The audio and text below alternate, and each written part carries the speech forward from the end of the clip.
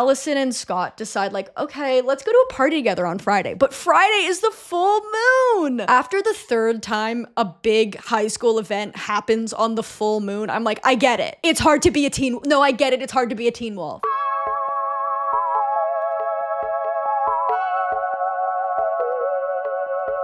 Hi, hello, how are you? Welcome back to my channel. If you're new here, my name is Carly, and last year I recapped the entirety of Riverdale plot by plot. What a moment in my life it was. I think I will truly never ever forget most of like 10 hours I spent recording those videos and creating them. Look, I am nothing if not a follower. I'm gonna keep beating this dead horse, okay? So what we're gonna do today is, sorry, I think I am in the middle of a disassociation episode, but that's fine. We are gonna be recapping Teen Wolf. A wolf?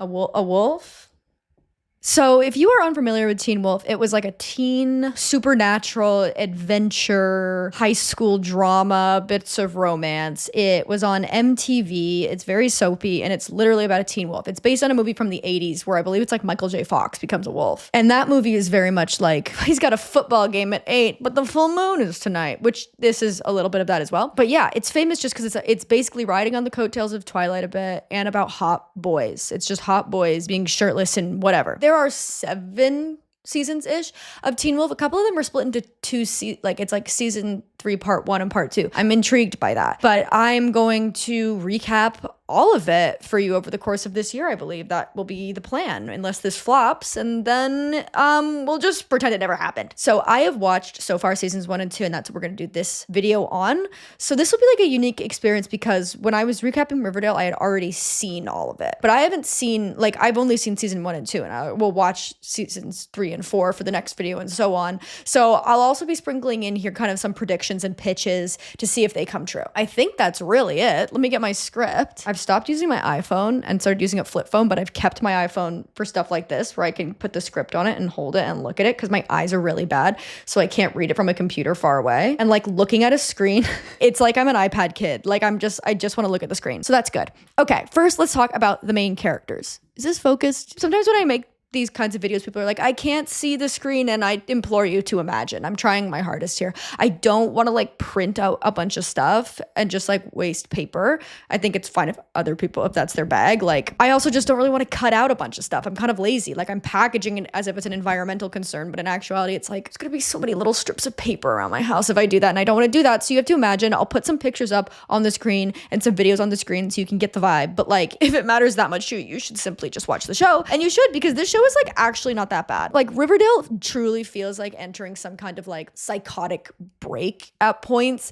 There are moments in Riverdale that truly make you feel as though you've been severed from reality. There are moments in this show that are kind of stupid, but in a fun way. At least in seasons 1 and 2, you don't feel like you're so removed from reality that you have to question whether or not you took your pills that day. First, we have Scott, the titular Teen Wolf. What is there to say about Scott? He continues to carry the torch in a long line of main characters who are the worst character in their show. Like Tyler Posey fighting for his life to give this character a single inch of charisma because this character fucking sucks. He doesn't do anything. He's kind of like a dumb boy. He has no really discernible personality traits besides the fact that he like wants to be popular and he likes Allison. And that's really it. Like, he's not that good of a friend. The only thing that's interesting about him is that he's the titular teen wolf. He becomes a wolf. I don't really like him that much. I don't think he's an interesting character. I get it. I don't think that there should be a different main character. I just think like the main characters are often fucking boring and I don't care about them at all. Then we have Allison. This is his love interest. Allison's not like other girls. The actress is like beautiful, has like those kind of like 2010s barrel curls from a curler that really kind of take me back and are nostalgic. All that you need to know about that character is she's the new girl. She and Scott have a romance that literally makes me want to buy a pistol and shoot myself in the head because it's so fucking boring.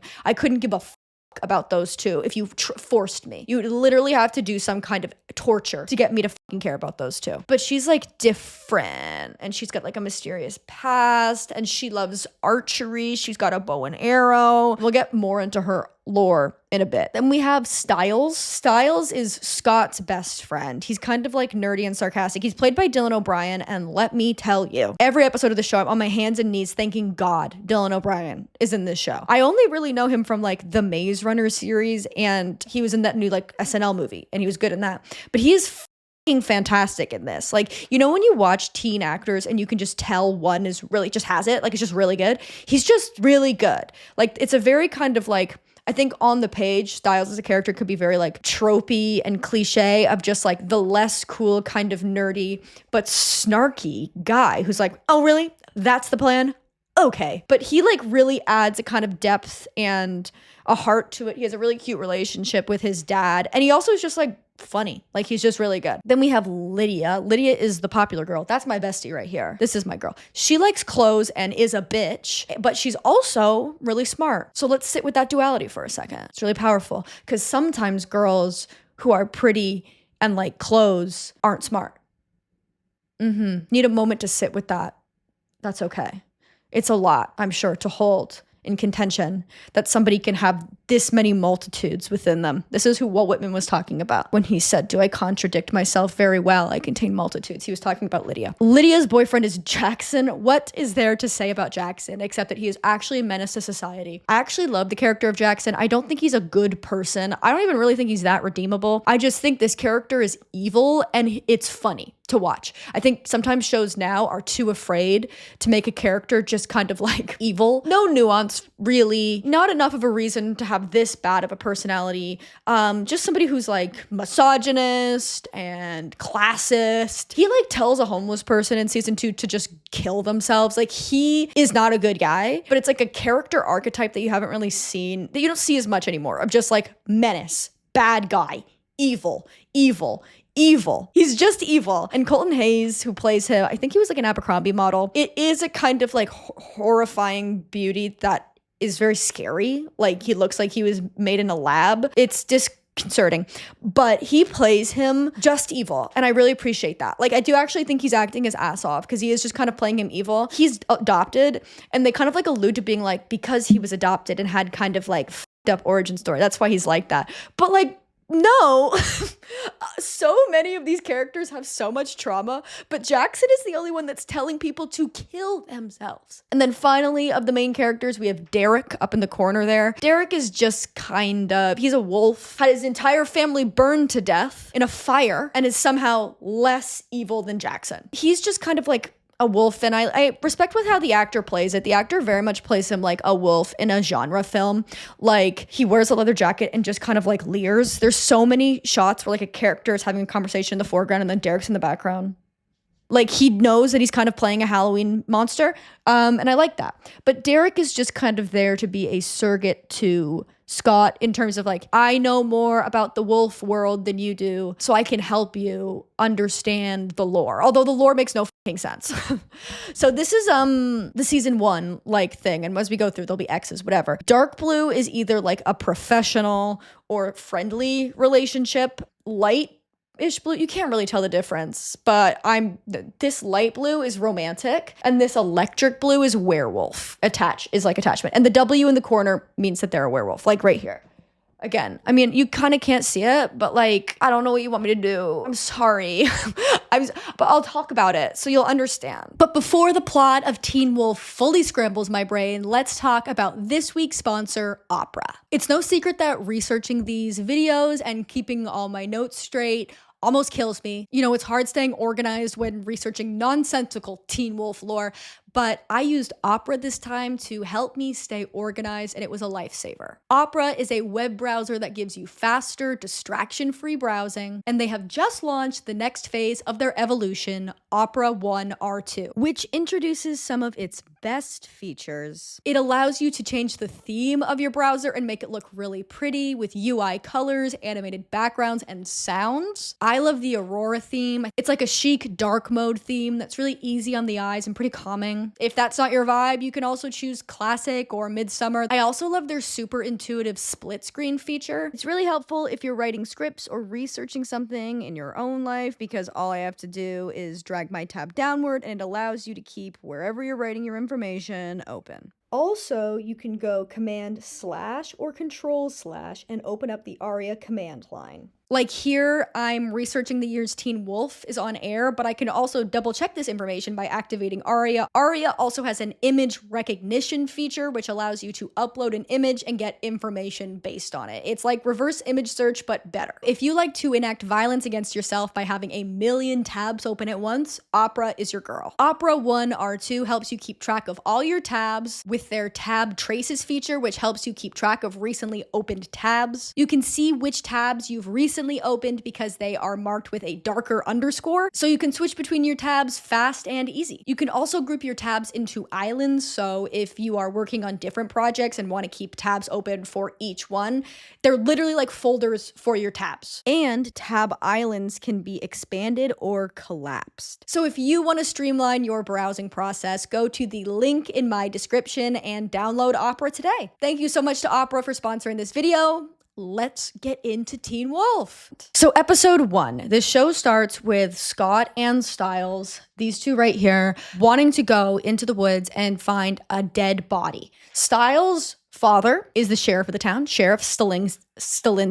Stiles' real name is something else, but he goes by Stiles, which is like short for Stilinski, whatever. He hears on his dad's little radio that they found one half of a woman's body in the woods, and he's like, let's go find the other half. I don't really know beyond that, but honestly, that logic makes enough sense to me. They go into the woods. Stiles' father sees Stiles, and Scott hides behind a tree, and his father's like, you're in trouble. You need to get out of here. Where's Scott? And Stiles is like, Scott's not here. Don't worry about it, and leaves. So then Scott is just in the woods walking home. One thing about Scott, he has asthma and he's not really popular, but he wants to be. And he is on the lacrosse team, but he's not on first line. We'll get to lacrosse later because I fucking hate it. I don't care about lacrosse. But basically, there's a lot of yearning in Scott. Scott wants things. They're stupid things, but he does want them. He gets attacked by a werewolf, gets bit by a werewolf, immediately becomes a werewolf within the first 5 minutes of this show. One thing about Teen Wolf, does not mince words. He's a werewolf now, okay? But he doesn't like know it yet. He just kind of like wakes up with like a crazy wound on his torso. And it's like, weird. Better go to school. One thing to note is that Scott doesn't need his inhaler anymore after getting bit, because when you get bit by a werewolf, it cures things. Like if I were to get bit by a werewolf, I wouldn't have IBS anymore, and it would be worth it to me. I would do that. So he doesn't need his inhaler anymore, but he also left his inhaler when he got trampled by a pack of deer in the woods the night before the wolf attacked him. So he shows up the next day at school and doesn't really remember. He was just like, oh, Stiles, I got attacked by a wolf. And Stiles is like, there's no wolves in California, which I didn't know was a thing, but apparently is a thing. There's no wolves in California, so you must have gotten attacked by a coyote or something, or a mountain lion. And he's like, I don't know about that. Whatever. We see Lydia walk up to the school, go inside, and Stiles is like, I'm obsessed with you. I'm obsessed with you. He really likes her. But like in the annoying way where it's like they don't talk or he doesn't know her. He just kind of likes her because she's like beautiful and popular. He's like, I love Lydia. Love you, Lydia. Won't you talk to me? And she ignores him, walks inside. Then we see Jackson pull up in his like Porsche. I want to say it's a Porsche. I don't know cars. He's like, watch the paint job. So he's immediately evil. They're all in class together. The teacher is like, all right, guys, now listen. I know that you're not going to be able to focus unless I tell you there was a body found in the woods last night. So now that you know that there was a body found in the woods last night, you can all relax and focus, which is not correct, but okay. Because he's a wolf now, Scott has all heightened senses, and he can hear really well. So he's sitting in class and he's like, what? Somebody's phone's going off. What the fuck? Somebody's phone? What the fuck? And it's actually Allison's outside. It's her first day of school. She's sitting on the bench and she's like, Mom, isn't a call before I've even started my day at school like a little early? Oh, I'm so nervous. Oh, I don't have a pen. And he's listening. Creep. Turn your ears off. She walks into the class and without even talking to her, he's like, do you want my pen? And she's like, yeah. So they're kind of having a flirty vibe. Again, these two couldn't give a fuck about them. These two, I simply cannot be compelled to care. Now it's finally time to talk about lacrosse. I don't give a fuck about lacrosse. If you like it, that's awesome for you. At Beacon Heights, the high school that they go to, football isn't like the cool kid sport. It's lacrosse. When I lived in America, I went to a high school where lacrosse was also the big sport. It's Canada's like national sport, but like I was like, oh, when I moved, no one will fucking care about lacrosse anymore, and they don't. Everyone cares about hockey and other stuff. So I kind of thought that like I had finally moved beyond lacrosse and having to fucking give a fuck about lacrosse. But they talk about lacrosse so much on this show, and it actually makes me want to I want to like gouge my eyes out so I don't have to hear about it because I don't care about lacrosse. I just have lacrosse related trauma and that's fine. Stiles, Scott, and Jackson are all on the lacrosse team. Jackson is the team captain. Styles and Scott are not on first line, which is like varsity or like the best. They're like starters. I just assume that everyone watching this video has never played a sport in their life. One thing I do like about lacrosse in this show is that the lacrosse coach, this baddie right here, this is my favorite character in the whole show. This character is just off the rails, unhinged, and the actor playing him just knows exactly what he's supposed to be doing. He's the kind of character that's just like, all right, boys, pretty cold outside. Gotta be careful out there. That's how I lost my left testicle. Like, that's the kind of, he just says random stuff all the time. And he's funny. Everything else is, cream cheese. He's also the economics teacher at the school. Another teacher they have at the school is who I will title evil chemistry teacher. He has a name, but when you watch the show, you're like, that's evil chemistry teacher. He's just evil. He's a teacher that's so mean immediately for no reason. And later in the show, they're like, he's mean because this. And it's like, no, he was mean before he's just mean. So those are kind of the adults we're working with. So because of his werewolf reflexes, Scott is good at lacrosse now and gets moved to first line. Jackson is pissed that Scott is good at lacrosse now because he feels threatened, and Jackson is simply evil. He's simply evil. So he's like, why are you good at lacrosse? I don't know. You guys are all going through puberty. Feels like it wouldn't be crazy for someone to go away for the summer and come back better at lacrosse. Teenage boys like grow a lot over the course of a few months. He immediately is suspicious that something has happened. And Jackson is like, where did you get your juice? All right, little man. How about you tell me where you're getting your juice? He wants to know, like, if Scott's taking steroids or something, but he just goes, where did you get your juice? Where are you getting your juice? After practice or whatever, Scott goes to the forest to find his inhaler, and he runs into Derek. Now, Derek, again, just leering. Derek is back in town after leaving town after his entire family burned to death in a house fire, which they call the Hale House Fire. Very imaginative name. I love that. So everyone's like, whoa, Derek Hale is back. And it's always Derek Hale. They always say Derek Hale. I'll call him Derek because we got to save time. I'm also going to start calling werewolves wolves because we've got to save time or we'll be here forever. But he's back in town after his entire family has died a couple of years ago. Love that story. Derek has no personality besides he's just angry all the time. What are you talking about? Being a wolf means that you have power. That's Derek. He also leers, like I said before. This man loves a leer. He loves to be leering in the background in every shot. So Derek gives Scott his inhaler, but Scott doesn't need it anymore. And Scott's like, weird. What's going on? Then he goes to his job at the vet's office. This is the vet. The character, again, has a name. We're calling him by his profession because look at how many random fucking characters. The vet, okay? Scott has a job at the vet. They have some funny things in here that I think are actually quite good. I don't really want to talk about the vet too much because, like, besides the character, which does kind of stay with us, Scott's job at the vet is forgotten after this season. Like, he does not work at the vet after episode 6, it feels like. But there's like some fun stuff where he's like, okay, make sure to go clean out the animal cages. And then Scott goes to clean out the animal cages and the animals go crazy because they can tell that he's a wolf. Whatever. It's fun. It's cute. So he's like closing up the vet's office and the vet is gone, which I don't think is a thing because, like, if you're working retail, your manager can leave and you can close up. That makes sense to me.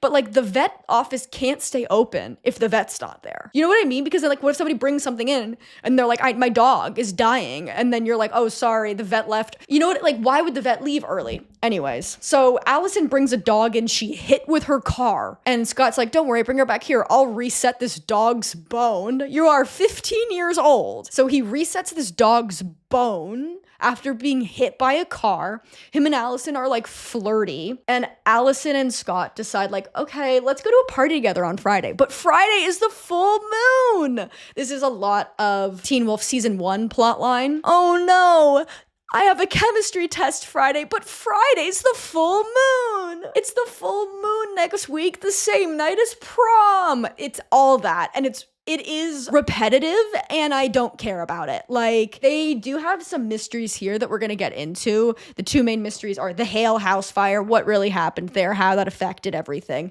and then the Alpha, which we'll get into. Those mysteries I am compelled by, and actually comparatively to Riverdale, I mean, the bar's on the ground, but like they are cohesive mysteries that like you are like, okay, I actually could have figured that out, I think, if I watched it. I just like After the third time a big high school event happens on the full moon, I'm like, I get it. It's hard to be a teen. No, I get it. It's hard to be a teen wolf. So Styles is like, I need to do some research. Styles is one of my favorite characters. He does act out of pocket a couple times and does some stuff that is gross to Lydia. And we'll get to that very soon. But he is a good friend to Scott, which is nice.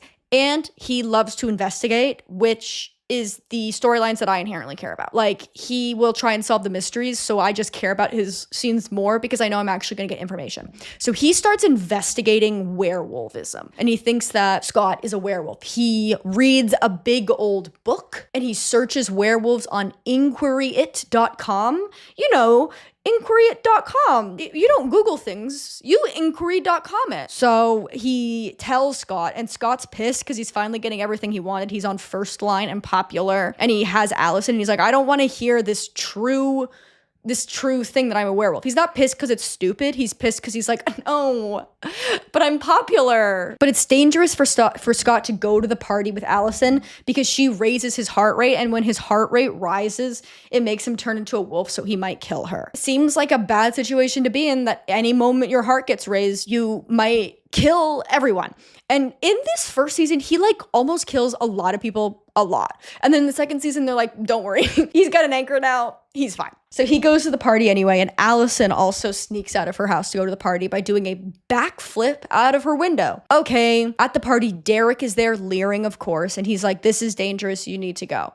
And Scott grinds with Allison for all of 1 second, becomes a wolf, and has to run away. And Derek gives Allison a ride home, okay? Derek steals her blazer and uses her scent to lure Scott into the woods because Scott thinks Derek is hurting her, but really Derek is just trying to like teach him a lesson about the fact that he needs to like manage his werewolf powers. And while he's in the woods, there's werewolf hunters, and they shoot Scott with an on fire crossbow. He's eventually fine, but these are one of the main antagonists of all seasons. It's just there are werewolf hunters that come into town and they try to kill the werewolves, okay? They escape, and the next day at school, Scott sees that Allison's dad, who's dropping her off, Argent, is a werewolf hunter. So the girl that he's in love with is the daughter of werewolf hunters. No! Scott is reasonably upset about this, that the girl he wants to date's father tried to shoot him with a crossbow last night at lacrosse practice.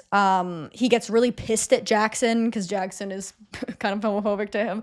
Not like really, because Jackson's best friend Danny is gay, but he's gay in the way a lot of these shows were at the time. And like, I don't know if it's fair enough or not. Like, any representation in like 2010 was good representation, where they're like, he's gay, but you wouldn't know it because he's just like everyone else, but he's gay. But his best friend is Danny, who is gay, but it'll always just be like, you're a Scott, little bitch boy. So he gets pissed at Jackson, runs into him, dislocates his shoulder, and the big game is this weekend. So he has to play because he's hurt Jackson very badly. He needs to control his anger and learn how to control his anger so he doesn't become a wolf, so he doesn't like kill people, whatever. Styles talks him through this, and then he almost kills Styles in the locker room by almost turning into a wolf. When he becomes a wolf, he has infrared vision. That's what you need to know. It's shot with infrared vision, and you know exactly what it looks like if I describe it to you like that. It's a POV shot where you're looking through Scott's eyes, and he's got infrared vision. So Scott's like, I can't play the game this weekend, or my vision will turn infrared and I'll kill everyone. But because I maimed Jackson, I have to play.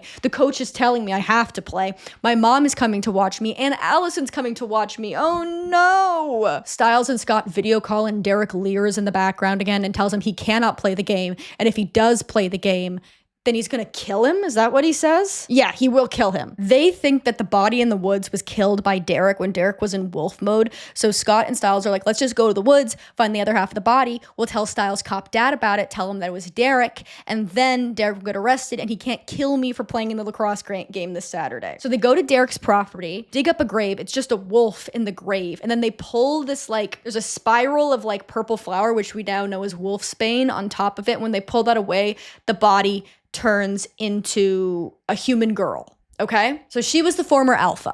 So alphas lead the packs, they're more powerful, they can turn into like wolves and whatever the this thing is. And if you kill an alpha, you become an alpha. So if she was killed, that means somebody else is the alpha.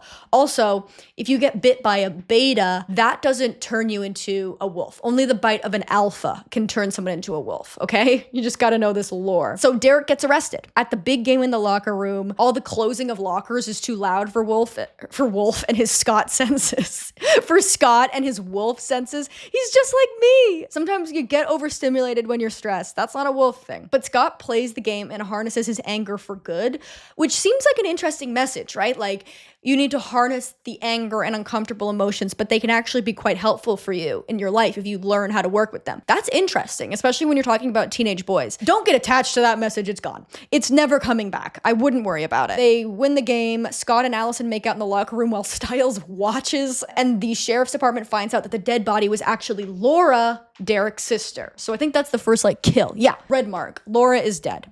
The unfortunate thing about this is that sometimes the best pictures I can find are a dead body of the character. So there will be a couple times where if you look closely, someone's like picture is them dead. And then I have to be like, oh, and then they die. But whatever. Episode 3.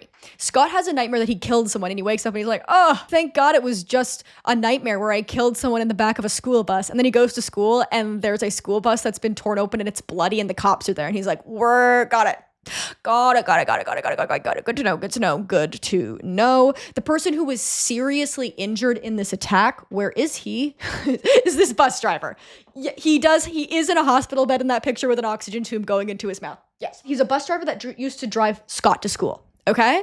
So Scott's like, did I kill this bus driver? And he's kind of got to unravel the mystery behind that. So Scott is worried about this. He goes to Derek and asks Derek for werewolf lessons. Then him and Allison and Jackson and Lydia go on a double date bowling where Jackson is just awful. Just a bad vibe all around. And like Lydia's kind of a bad vibe, but she's a bad vibe in a fun way. You know how you have like a friend that's like such a bitch, but it's like kind of fun? That's her. He's like angrily playing pinball and just being mean. One of my favorite characters on the show, but still. Lydia is secretly good at bowling and pretends to be bad at bowling. She's also secretly smart, as I said. So Lydia's kind of journey this season is that she's popular and pretty and likes clothes, but is secretly just like very good at everything, but kind of pretends not to be. So she's actually good at bowling, but pretends not to be. While this is going on, Derek visits the bus driver in the hospital, and the bus driver recognizes him, says, "I'm sorry," and then flatlines. So that's cool. Rest in peace. May he rest. Derek finds out that his sister was maybe killed to lure him into town. And again, we get this lore that like,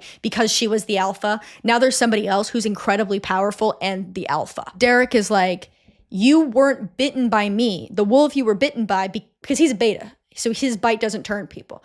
You and I were betas. The wolf you were bitten by was the alpha. So the alpha wants you as a part of his pack because there's safety in numbers. So he wants to kill with you. So what happened is that you were with the alpha and he tried to get you to kill with him. You have to go into your criminal mind's Sherlock Holmes mind palace and figure out in your memory if you actually killed the bus driver, if you were just there. So Scott does this. He goes into his mind palace and sees that he actually didn't kill the bus driver. He was trying to save the bus driver while the alpha killed the bus driver. So he's actually good. So now we're on episode 4. We get kind of like all the main like storylines of season 1 are working. We know about the Hale House fire and that Derek, for some reason, was lured possibly back into town because his sister died. And what's the story there with the Hale House fire?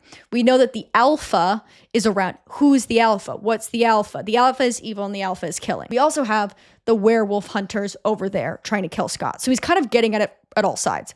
Also, on another stressful note, like there will just be like random kind of sentences in episodes where a teacher will be like, "Hey Scott, you're failing my class." And yes, bestie, he has a lot on his plate. Like he does have a lot on his plate. He did overserve himself at the buffet, but like it is very stressful to just also see him like fight people as a wolf, but like no, he's failing chemistry. Like I can't let go of that. Allison's aunt, Kate, this girl right here, beautiful hair, comes into town. She's Allison's dad's younger sister, and she's kind of like an older sister to Allison, and she's a werewolf hunter, and she loves it. We get introduced in this episode to the idea that there's a werewolf code, which doesn't make sense, and we will get to that later, where these werewolf hunters only kill wolves that they know have killed people.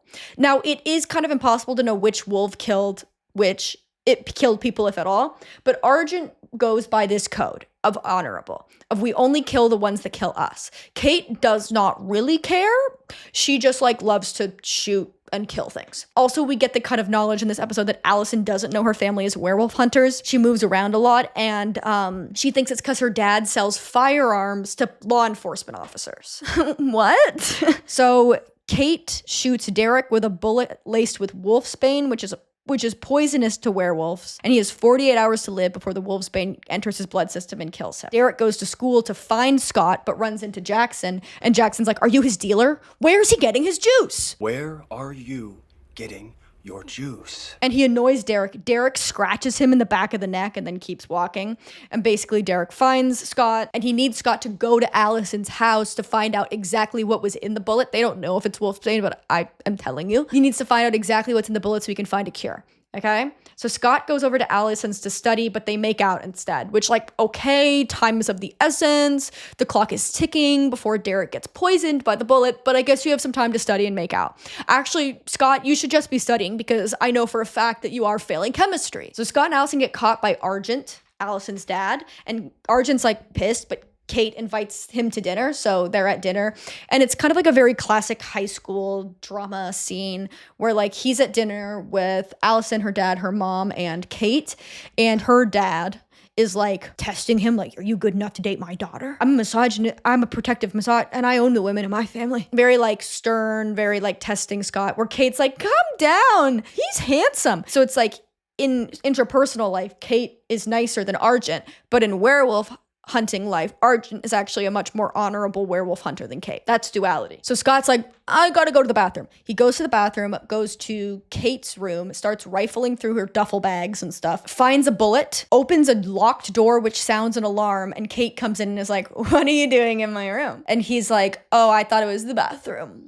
Whatever. So then he goes to like leave the house, saying bye to Allison, and Kate's like, what did you take from my bag? It's fine. What did you take from my bag? And Scott like did take the bullet from her bag, but then Allison's like, no, it was me who went through your bag. I went to get a condom. And she did also go through Kate's bag to get a condom. So Scott gets off the hook, pretty much. While all this is happening, Styles and Derek go to the vet's office, and Derek's like, if Scott's not gonna be able to get this bullet, you're gonna have to saw off my arm with a bone saw. And Scott's like, no, I can't do that. And it's like gagging while trying to do it. Like Derek is like, fine, I'm gonna saw off my own arm with a bone saw, all this stuff. But then Scott comes in the last minute, like, is like, here is the bullet. It's got wolfsbane in it. Derek lights the insides of the bullet on fire, creating an ash, and he rubs the ash into his bullet hole, and this cures him. So Derek is fine. Scott afterwards is like, you know, the Argents aren't so bad. They're a regular family. And Derek's like, what? They're not so bad. They're not so bad. Takes him to the palliative care home where his Uncle Peter is in basically a vegetative state. He's got burns all over his body, and he tells the story of the Hale House fire where the werewolf hunters burned his house to the ground while him and his sister were at school. And there was innocent people in there. There were children. There were people who weren't even werewolves. There were werewolves who didn't kill anyone. All these things just burned the whole thing to the ground. So he's like, you think they're good people? Might I present to you, house burned on fire. You know, that's hard evidence to argue with. We cut back to the Argent's house. Kate is telling Argent that there might be 2 betas and an alpha based on like what she saw when she was shooting them. So there's the alpha, and then there's 2 betas, which we know to be true because there's the alpha who we don't know who it is, and then there's Derek who's beta 1 and Scott who's beta 2. You and I, we're betas. And then Argent's like, right, but we're gonna do things by the book, by the code, right, Kate? And she's like, totally. And then she like stokes the fireplace in a way that you're like, she's at the fucking fire. Like, I can't explain it to you other than just like you have to imagine a TV show where someone talks about a house fire, and then in the next scene a character's like stoking a fire knowingly. That's what happened. Episode 5. Jackson and Lydia are renting the Notebook from Blockbuster. While Jackson is in the Blockbuster, the alpha bursts in, kills the Blockbuster employee, and is going to kill Jackson, but then sees that Jackson has claw marks on the back of his neck, so is like marked by a different wolf, then leaves. The alpha like bursts out of the front window of the Blockbuster and traumatizes Lydia because she sees like a giant kind of half wolf thing. So actually I need to do this because the Blockbuster employee has died. Couldn't get a good picture of him, so that's Stephen Colbert in a Blockbuster uniform, but you get the idea. This week is parent-teacher conferences, and as we know, Scott is heavily failing all of his classes. Kate gives Allison this ugly heirloom necklace that's a wolf and a moon because of their family history, because their family comes from a long line of werewolf hunters. She doesn't know that yet. We know that. This necklace is effing ugly. That's all that there is to say about that. Also at school, it's Allison's birthday, and she's 17. And this is because she actually got held back a grade from moving so much because her dad had to kill werewolves across state lines, I guess. And she hates her birthday. So Scott's like, why don't we just skip school? So they skip school. I don't care about these two at all. Stiles then goes to check on Lydia, who is not doing well post-wolf sighting. She's on like prescription medication of some kind, like a downer, like an Ambien or something, and is kind of out of it. She's like, stay. To Stiles, and Stiles is like, okay. And he looks on her phone, and she actually has a picture of the wolf because she was taking a selfie when the wolf burst out, I guess. So she has a picture of the alpha, and he sends it to his phone, I believe. This doesn't really, when you're like reading these facts, I was taking these notes while I was watching the show, and now I'm like, that doesn't ever really come back. Like the photo doesn't really help anyone. Anyways, she almost hooks up with Stiles when she's up on pills, and he doesn't, not because she's drugged out of her mind, but because she's like, Jackson, and he's like, no, I want you to want to be with me. Jail. I know what you almost did. Horrible. So Scott is just fucking around with Allison on her birthday, and he misses parent-teacher conferences, which is a problem because why? He's failing chemistry. So the teacher's like, he's heavily failing chemistry. This English teacher is like, Lydia is a leader and incredibly intelligent. The economics teacher, who's a lacrosse coach, tells Stiles' dad that Stiles' name is child abuse, and that Stiles basically has ADHD. He doesn't say it, but he's like, he's really smart, but like isn't focused. And it's like, I've heard that tune once or twice myself. And a different teacher tells Jackson's parents that he's really intense, and they say they think it's because he's adopted, and then we just get B-roll of Jackson shooting on a lacrosse goal in the dark and screaming out loud.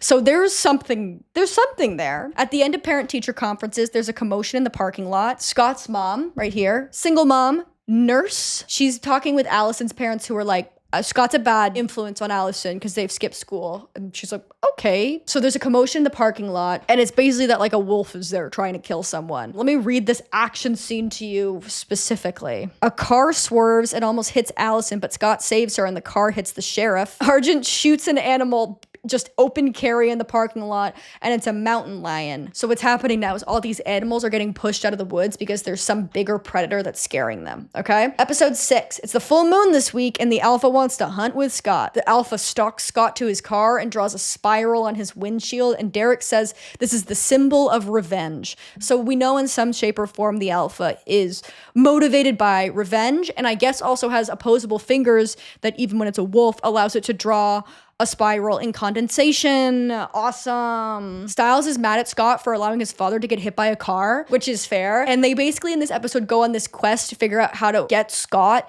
to keep his heart rate low so he doesn't turn into a wolf and want to kill people. But what Stiles does is like, I'm going to key somebody's car in front of them and tell them that it was you.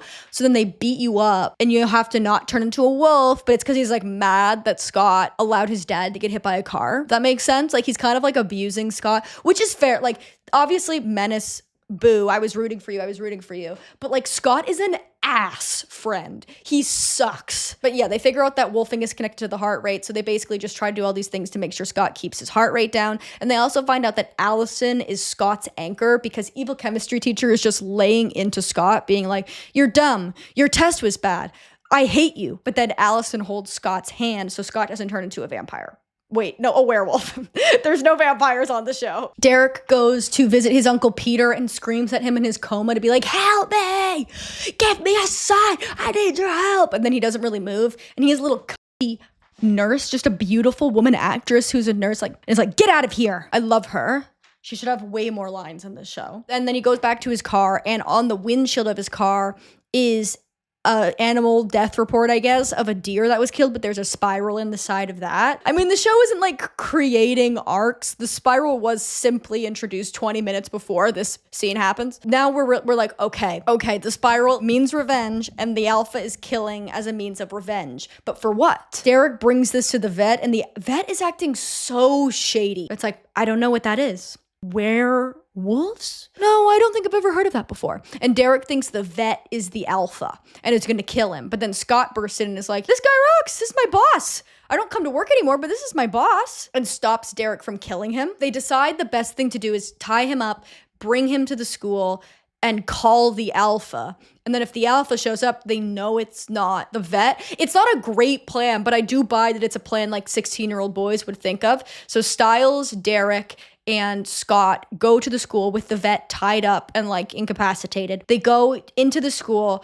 and use like the intercom system and have Scott howl to call the alpha to him. Derek looks and is like, the vet is gone. I don't know where he is.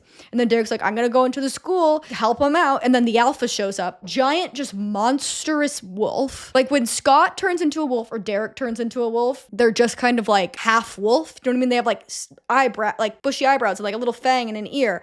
The alpha is like this full monster. This is not used later, which is really awesome. Later on, if somebody becomes an alpha, they're like, I'm just powerful, but I still look like a hot guy. But whatever. The alpha shows up and kills Derek, is the point. No, we're gonna miss his leering. A moment of silence. So Scott and Stiles are trapped in the school with the alpha. They didn't really think of this plan too well.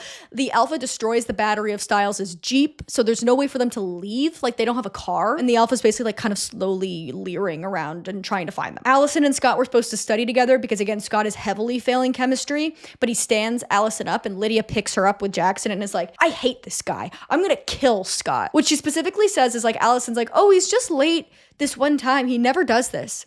And then Lydia's like, it's a slippery slope from that to he only hits me when he's drunk. And you're like, what? You can't say that on TV. That's horrible. But anyways, Allison gets a text from Scott, but it's not actually from Scott. It's from an unknown number posing as Scott and is like, girl, so sorry. I got held up at school. Come meet me at school. And she's like, great. So she gets dropped off at the school with Jackson and Lydia. Lydia has to piss. So it's like, I'm going into the school. I've got to pee. And Jackson's like annoyed by that. But they end up basically all going into the school where the alpha is. All right. So the whole gang's there with the alpha. The alpha is in the walls. Like The Boy from the movie The Boy. Do you guys know the movie The Boy? It was like on Redbox. It was like a B movie. Spoilers for The Boy if you're gonna watch The Boy. It's about this little porcelain doll that this woman gets hired to babysit. This like creepy old couple's like, we're going out of town and someone must babysit our boy, this doll. And she's like, all right, whatever. Easy job. I'm babysitting a doll. But the doll moves and does creepy stuff. But then it's revealed in the third act when her abusive ex-husband tries to abuse her in the house that the boy is actually a grown man who's kind of disfigured and mentally disabled, living in the walls of the house. So he's like moving the doll because he comes out of the walls and like moves the doll. I mean, I watched the movie when I was young, so I don't know if it's good, but it's left a cultural impact on me. All that's to say is the wolf is in the walls, like the boy from the movie The Boy, okay? And trying to kill him. But they realize that like the alpha could have killed them all if the alpha wanted to. Like, why is the alpha not killing them all? And Scott's like, the alpha wants me. The alpha wants me for something. But they don't know that he's a wolf besides Stiles. So he's like, I'm just gonna go for a second.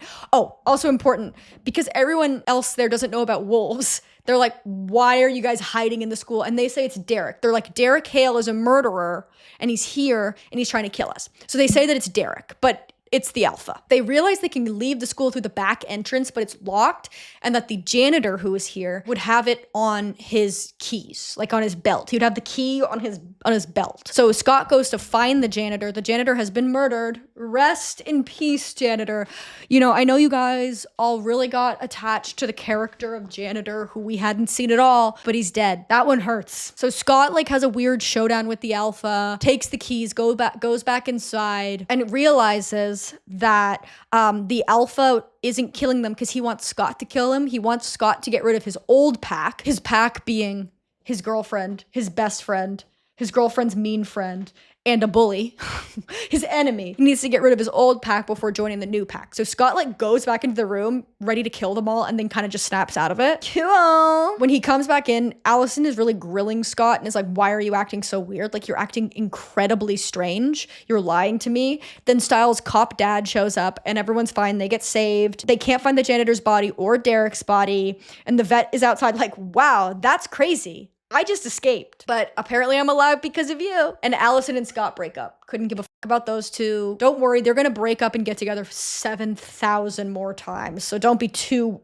hurt by that. Episode 8, Styles and Scott go drinking like in the forest to help Scott get over his breakup with Allison. And we get the single most offensive portrayal of any group in this show in this time, where this character shows up and starts harassing Scott and Styles and is like, you little bitches, like, give me your Jack Daniels that they're drinking. But this character it's a black man wearing a baseball hat up high, like really baggy jeans, and like has a joint behind his ear and is being like acting like a cartoon criminal. It's so offensive. Like, he has a joint. It's so bad. And it's notably bad because there's not really a lot of people of color on this show. The people of color in season 1, this English teacher we see like twice, the vet, I feel like Scott and Scott's mom might be Latino, and then this character. But like it's like a lot of shows from like the 2010s, like it's kind of like overwhelmingly, shockingly white. All that's to say is that's one of the single most offensive portrayals I've ever seen. Scott goes up and like compels him and is like, give me the alcohol back. And he does whatever, they go home. And then he gets immediately killed by the alpha. So great. So because they now know, the hunters now know that like Allison was almost killed by a wolf in the school, they've gone intense mode. They are intense. We get a scene of Allison's mother holding a plate of cookies being like, you're gonna kill those sons of bitches, shoot them in the head. Who wants cookies? Great scene. We also get a scene where Kate and Argent are dropping Allison off at school and it looks like they're gonna kiss. Like, it does look like they're gonna kiss. That's not a part of the plot. It just looks like they're gonna kiss. But they are like ready to kill Derek. They think that the alpha is Derek. So they're like, we're gonna kill Derek, okay? It's the full moon again and Scott's not doing well. He has a panic attack during a chemistry test, which, you know, he really needs the marks at this point to pass chemistry, so that's tough. There's a pink eye epidemic on the lacrosse team, so Styles makes first line. And his dad's like, I'm gonna come watch you play. Scott also gets really angry because it's the full moon and wrecks Danny, Jackson's best friend who is gay, on the lacrosse field, like dislocates his shoulder and fucks him up. And Styles is like, it's okay when you do it to Jackson because everyone hates Jackson, but like, why would you do that to Danny? Everyone likes Danny and now everyone hates you. So Danny is he's the best. Because Allison and Scott are broken up, Jackson, I can't even tell you like if it's genuine or not, really starts flirting hard with Allison. Now, I know what you're thinking. Jackson and Lydia, I thought they were fully dating. They are. He just starts flirting with Allison, and it's hard because sometimes he's doing it like very pointedly in front of Scott to get on his case, but other times he's just doing it when there's no one really around. So I don't know if it's genuine or not. I do think these actors have a lot more chemistry than Scott and Allison. I do think that. Because you actually get to see him like be kind of nice. So like we have this scene where they're in the cafeteria and Jackson like is like, oh, you have a little bit of sauce on your lip. And he rubs his dirty ass fucking finger on her lip, gives her a disease. After lacrosse practice, Styles is like, can you go ask Lydia if she likes me? Because like you can hear if people's heart rate goes up to know if they're lying and stuff. Why don't you go ask Lydia if she likes me? So then Scott goes to talk to Lydia. Lydia is now like, I would love to date someone who's good at lacrosse. Like, you're really good at lacrosse. She says it better than I just said that. And they start making out. Scott, you have no allegiance. That's your best friend's crush. Does honor mean nothing? We simply must bring back the code of Hammurabi. We need samurai honor, because why would you do that? He likes one girl. And it's this girl. And yeah, he's disgusting towards her. But as a friend, you can't just make out with your best friend's crush when you don't even really like her. This full moon has made Scott fully evil. Styles finds out that they made out and is mad. He handcuffs Scott to the radiator in his room. Again, in the last couple of episodes, Scott has allowed Styles, his father, his only parent because his mother has died, to be hit by a car and is now made out with Styles' crush. So like, he's not being the best friend in the world. Anyways, so Scott is ranted to him while he's being handcuffed to the radiator and describes like making out with Lydia and says horrible things. Then he escapes. Scott escapes and sees Jackson and Allison talking together in a car, but they aren't even really being that flirty. They're talking about the fact that Jackson doesn't think that it's actually a mountain lion that's killing people. He thinks it's something else. And Allison is also being like, I don't know if it's related, but I can tell that my parents are lying to me. But Scott is again infrared vision mode, and he just sees them making out and tries to kill them. But Derek stops him at the last minute because Derek's alive. Woo! That feels good. After the moon fades, Scott asks Derek if there is a cure, because he doesn't want to be a wolf anymore, which fair enough. Like, he is almost every week now basically trying to kill someone that he kind of knows. And Derek is like, the only cure is to kill the one that bit you. So if you help me find the alpha, I'll let you kill the alpha so that you can be cured. Great. Now, does this make a lot of sense? No. Because we know you have to kill the alpha to become the alpha. But what if the alpha, and you're in the pack of the alpha that bit you? So a lot of wolves are probably around their alpha, right? So if you want to become the alpha and you kill the alpha, but the alpha is the one that bit you, do you then become the alpha or do you get cured? Doesn't really make any sense. If Scott killed the alpha, would he not just become the alpha, but it cures him? Does it know what you want? I don't know. Anyways, episode 9. The alpha corners the mean chemistry teacher after school and is like, look, turn around and look what you've done. And gives him a list that somebody has written that has the chemistry teacher's name and like different iterations of the name and the last name or whatever. Basically, somebody was trying to track down this chemistry teacher, and now this list the alpha has, okay? So the chemistry teacher is related in some way. But before it can really do anything, it runs away because Derek shows up. Then we have a scene where the hunters are trailing Derek because they think he killed the janitor, and Scott and Stiles are helping him escape, and the cops are there because they also think Derek is a murderer, so they're all just like running away, whatever. So just a quick catch up at this point. The hunters are after Derek and Scott. They don't know about Scott yet, but they are technically a threat to Scott. The hunters are after Derek and Scott. The alpha is after Scott, and the cops are after Derek. So there's a lot of people kind of coming at these guys, and it's important to say, Scott failing chemistry. So remember when Derek scratched Jackson in like the 3rd episode or whatever? It's poisoning Jackson. He's not doing well. He's like having these kind of like black blood nosebleeds and stuff. He goes to see a doctor about it, and the doctor is played by Tyler Posey's dad, fun fact. And he has this like horrible hallucination where the doctor is like pulling this vine out of his back. It's disgusting. Like the art department, the special effects department did good work on that. It was very gross. But then it's like a hallucination, and then he just wakes up and the doctor's like, you're good. You do have wolfsbane poisoning, which is poisonous to humans. So figure that out. He reads about wolfsbane, immediately decides that Scott is a werewolf, and then goes up to Scott the next day at school because he wants his juice. Where are you getting your juice? And demands that Scott turn him into a werewolf. And Scott's like, it's simply not that easy. Like, I need to get you a bite. And he's like, okay, what if I just give you 3 days and you can, in those 3 days, turn me into a werewolf, or I'll tell everyone that you're a werewolf. As if people are just going to believe him, first of all, but whatever. So while this is happening, then they go into like the cafeteria in the next scene, and Jackson is like sitting next to Allison being nice to her. But then because Scott has super hearing, is like whispering under his breath threats to Scott. This is one of my favorite conventions that the show has, of like 2 people are like across a giant room from each other, but then one of them's like, yeah, you fucking freak, I fucking hate you. I'm gonna kill you. I'm gonna kill you in 3 days time. I fucking hate you. But no one else can hear. It's awesome. So he's just like basically being a horrible guy about Allison, and also to Scott being like, I'm gonna fuck your girlfriend. I bet she is loud, but you don't even know what she sounds like. So it doesn't it drive you crazy that I'm gonna know what she sounds like and feels like, and you're not gonna know anything or whatever? And then the next scene is just him and Allison sweetly swimming in a pool and smiling at each other. So what is it, Jackson? What's the truth? I can't get a read on this guy. Stiles is harboring Derek's fugitive ass because everyone thinks that he's a murderer because they told everyone that he was a murderer.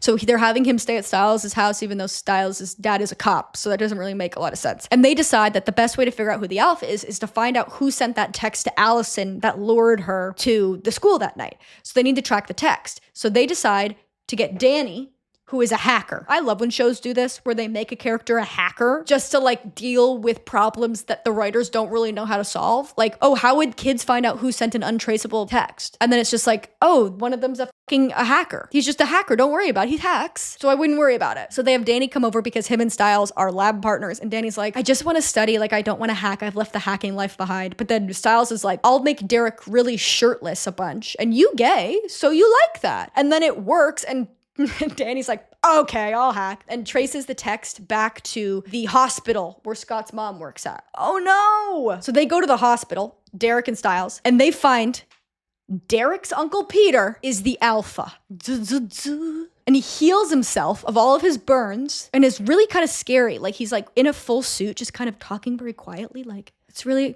quite simple, Derek. I needed to get revenge. Don't you agree? And he had to get revenge because his entire family burned in a fire, which like is fair. Like, you can't like really argue with that. He's justified. Like, that's horrible. Also, his beautiful nurse was in on it too. They have like a little scuffle where they try to like stop Derek from moving, and Derek elbows the nurse in the face, which is shocking to see. Like, I get it, she is evil, but to see just like a fully buff man elbow a small woman in the face is very, very shocking. Peter kind of like gives Derek his villain origin story where he was in a very bad state after his entire family burned to death, which is fair enough. When that happened, Derek's sister became the alpha, and Peter knew that to get strong and to heal his burns and stuff, he had to kill Laura to become the alpha so he could enact revenge. And like, I don't know, fair enough. I don't agree with the methods, but I get the motive. Kate burned his whole family to death. Stiles' dad, the sheriff, starts questioning evil chemistry teacher. Evil chemistry teacher admits that years ago, a woman flirted with him and asked him questions about chemistry. And no one likes to talk to him because nobody wants to date somebody who knows a lot about chemistry, a famous true fact that we all know about living in the world. And she asks him questions like, how do you hide a body? All this stuff. And asks him in detail how to get away with arson, get away with burning down a house. And he explains it to her. And then like a day later, the Hale house burns down. And he's like, okay, so she did it. So he feels responsible, but he didn't say anything. And the sheriff's like, who's this woman? And he's like, I don't know. I'll tell you what I told Laura Hale, Derek's sister, when she came asking me. And then he draws the ugly ass necklace that Allison has. He also doesn't remember Kate's name. Like, you are trash on every level. He draws Allison's ugly necklace and it's like she was wearing that necklace. So now we have confirmation that Kate did in fact flirt with this chemistry teacher to get information on how to burn the Hale house down. We're at another fucking lacrosse game. Jesus Christ. Great. And the Argents are there with Allison. Kate is looking at Jackson with Allison. And Kate's like, oh, he's hot. And you're like, girl, he's a teenage boy. Holy hotness. Oh, if I was in high school again. Maybe just a substitute teacher.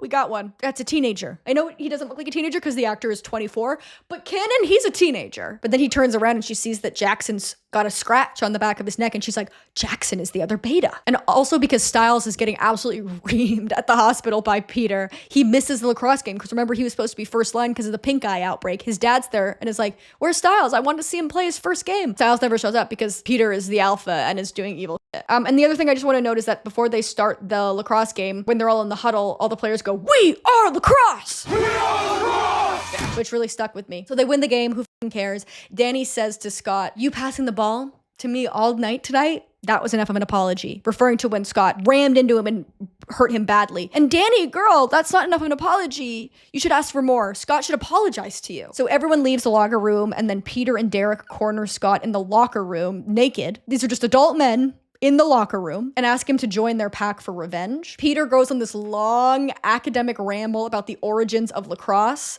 where he says it's like how they used to settle war and it was an indigenous sport. And he does say that he hates lacrosse, and he's like me, he hates lacrosse. And I love when villains are kind of like this. Like, Peter is fun for me. He's very like intellectual and soft-spoken and kind of like creepy, as opposed to just like, there's a lot of like very animalistic, angry, loud characters on this show. It's nice to have a soft-spoken evil one. I enjoy that. He's always wearing suits and stuff. I just think it's a fun choice. So they ask him to join their revenge pack, and Scott's like, no, I'm the main character, so I kind of have to just like be good.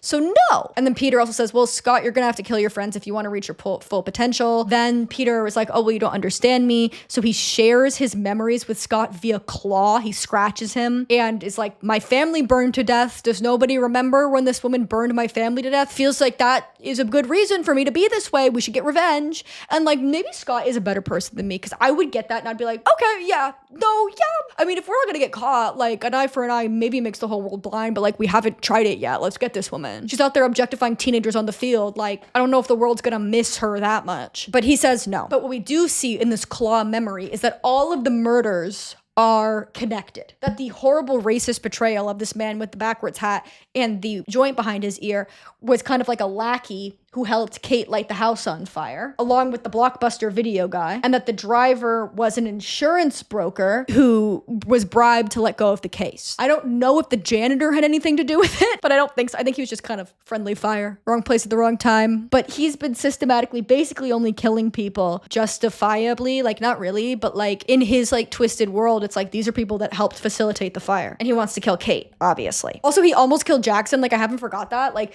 when he was killing the Blockbuster Blockbuster employee, he almost killed Jackson. So like the janitor and the almost murder of Jackson are kind of like outliers. And I just kind of wish they would either make him a justified, morally gray villain who only kills people who did a bad thing, or they just made him unhinged and was like, I'm justified, don't you see? And then he's like killing a toll booth operator for no reason or something. Anyways, okay, I'm gonna speed run some boring stuff that happens in this episode. Allison has a sex dream about Scott. Do I care? No. If you're invested in the arc of their romance, it might be important because again, they are still broken up and she's kind of having a flirty thing with Jackson, but obviously her heart is still with Scott. She overhears her dad talk about werewolf hunting and is like, my parents might be lying to me. Her dad makes Jackson's car break down because he thinks that Jackson's the beta, but Stiles and Scott show up before anything happens. Jackson and Allison are going to the winter formal together. Just as a reminder, Scott has 3 days to get Jackson his juice, i.e. a werewolf bite. And also Allison tasers Scott in the woods. Stiles gives his dad a bunch of whiskey while his dad is looking at the case file for the Hale House fire to try and understand how all of these murders are connected. He just like wants more information. And that's where you get the thing of he's like, the bus driver was an insurance broker, whatever, right? The stuff that we know from Peter's scratch. Scott's mom is like, I'm going on a date.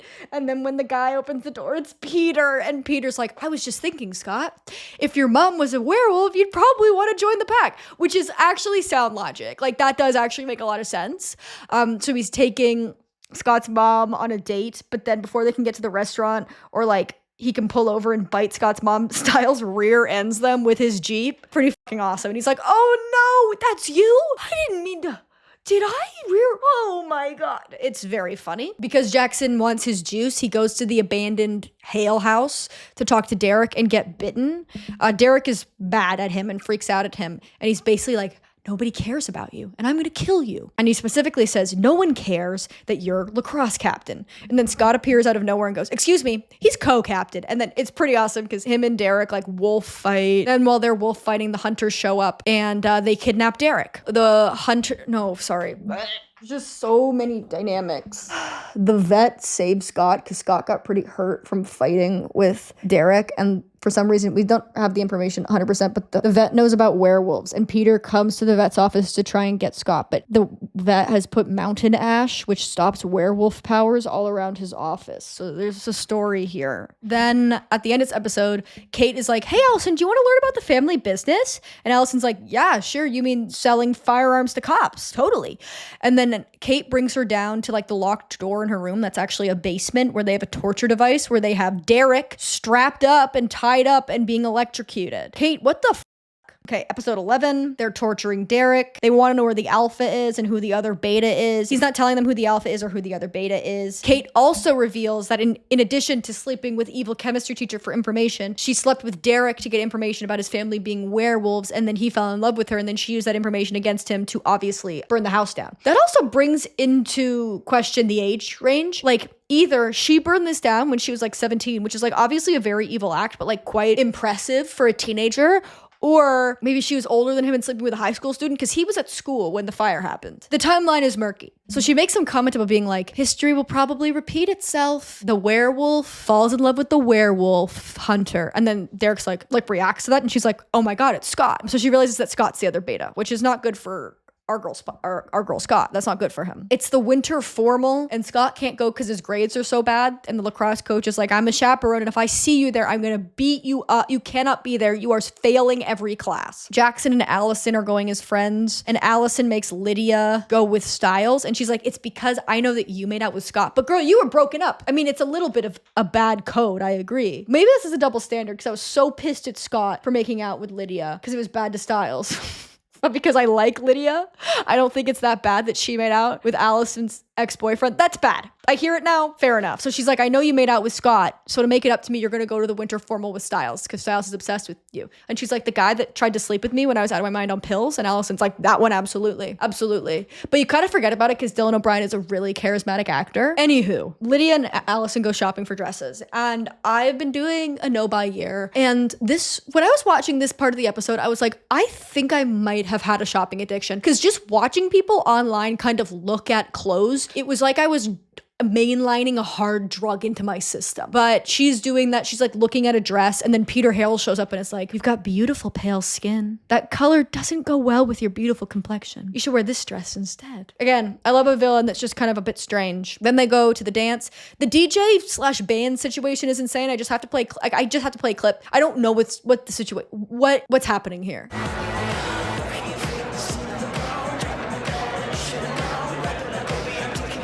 And then we see Peter leering at a high school dance. Sir, this is a high school dance. You are an adult. You are in your 40s. You are not related to a single soul who goes to this school. Why are you at a high school dance? Stiles wants to dance with Lydia and she doesn't want to dance. And then he's like, guess what? I actually know that you're smart. You're a mathematical genius and one day you're going to win a Nobel Prize. And then she's like, there's no Nobel Prize for mathematics. And then they dance, whatever. Jackson gets lured into the forest by Argent, the werewolf hunter, pretending to be the alpha.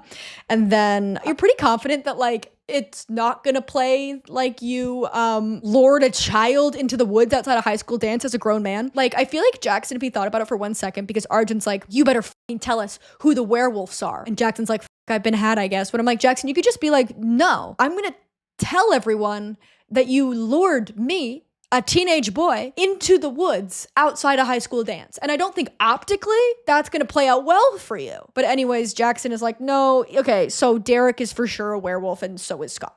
So he gives kind of Scott's spot up. So now they all know that Scott's the werewolf, whatever. Scott goes to the dance and is kind of like looking from like afar at Allison. And then the coach spots him and is like, hey, you can't be here. And then because to stop the coach, he's like dancing with Danny, I think, or with a guy. I think he's dancing with Danny. So then when the coach is like, you can't be here, he's like, not because you're gay. I love gay people. I'm not homophobic. No, I'm not. Fine. And he just abandons it because he looks homophobic, like screaming at a gay couple. There are some funny moments in this show. I believe a lot of the production and writing team are queer. And, you know, the show is not perfect in its representation, but there are some funny moments like that like can actually kind of be playful with sexuality in a way that I thought was really funny. Scott and Allison dance together. Who cares? Lydia goes out to the lacrosse field looking for Jackson because Jackson's disappeared, obviously. And then she gets attacked by Peter as the alpha. Bitch, why? She didn't have anything to do with the fire. Stiles runs out because he sees she's missing and stops Peter from fully killing her by saying he'll help Peter find Derek by tracking Scott's phone, which Derek has. I guess so many adults just doing the boundaries between adult men and teenage boys in this show. We're playing really fast and loose with the idea that Sheriff Stilinski is not going to arrest you. So he's like, don't kill Lydia. I'll help you find Derek by tracking Scott's phone. So then they leave Lydia kind of bleeding out on the lacrosse field. Jackson finds her, brings her to the hospital. I hope she's okay. Episode 12, the season finale. So it's like the dance is kind of ending and Scott and Allison go out to like make out by a school bus. You know, like the place where a school bus driver was f***ing murdered 5 weeks ago. Anyways, they're like making out and he's like outside the bus and she's like on the step. And then the hunters try to crush him in between their two cars and he jumps up to turn into a wolf so he doesn't die. And Allison's like, oh, he's a werewolf. But also again, like I thought we only kill the ones who kill us. You're crushing a 16-year-old boy who's never killed. And also, what if he wasn't a werewolf? What if the information you got from Jackson, notorious liar and bad kid, was incorrect? Because he just hates Scott and everyone knows that. What if he just lied and was like, I hate Scott. Scott's a fucking werewolf. Let him deal with these guys. And then you just crushed an innocent boy to death in front of your daughter. Bro. Anyways, Allison is terrified of him because Kate told her that all werewolves are killers and can't help it and whatever. Then Argent is like, we've got to get Allison out of here. We're driving her out of town. And Kate's like, I'll do it. And then they do a quick little detour to Lydia's hospital bed where Kate is again like, your boyfriend? Maybe he didn't do that, but he will. To you. Werewolves are killers. Stiles and Peter are driving to get Peter's laptop. They allude to either Lydia will die or become a werewolf. And then they do some kind of like weird conversation where Stiles is like, so either she dies or I have a girlfriend, you're not dating, anyways, who wants to kill me once a month. And he's like, twice a month because she has her period. Kill me. It's a funny, if you actually think about it, it's funny because sometimes on their periods, people who have periods, like they act maybe irrationally because of their hormones, or what we've at least deemed as irrational because our society doesn't value emotionality. No, it's actually really funny if you actually think about it for a second, it's actually really funny. So they go to a parking garage where Peter does a quick AT&T commercial, as this show often does. Good luck getting a signal down here. Oh, I'm fine. And it's like, I've got my MiFi. So we get Wi-Fi in this parking garage. And then he opens up the back of his car and we see that he's killed his beautiful nurse. Now that one hurts for me. The less beautiful women on the show, the worse. The worse. They hack into Scott's phone from this laptop in some way. Scott's username and password is both Allison, which is like such a bad... If this show was happening now, they wouldn't be able to get in because Scott would have already been hacked. But there is a funny moment where like Peter is like, you hacked into that really quick. And Stiles is like, yeah, his password and his username are Allison. And he's like, oh my God. And Stiles is like, this is who you want in your pack.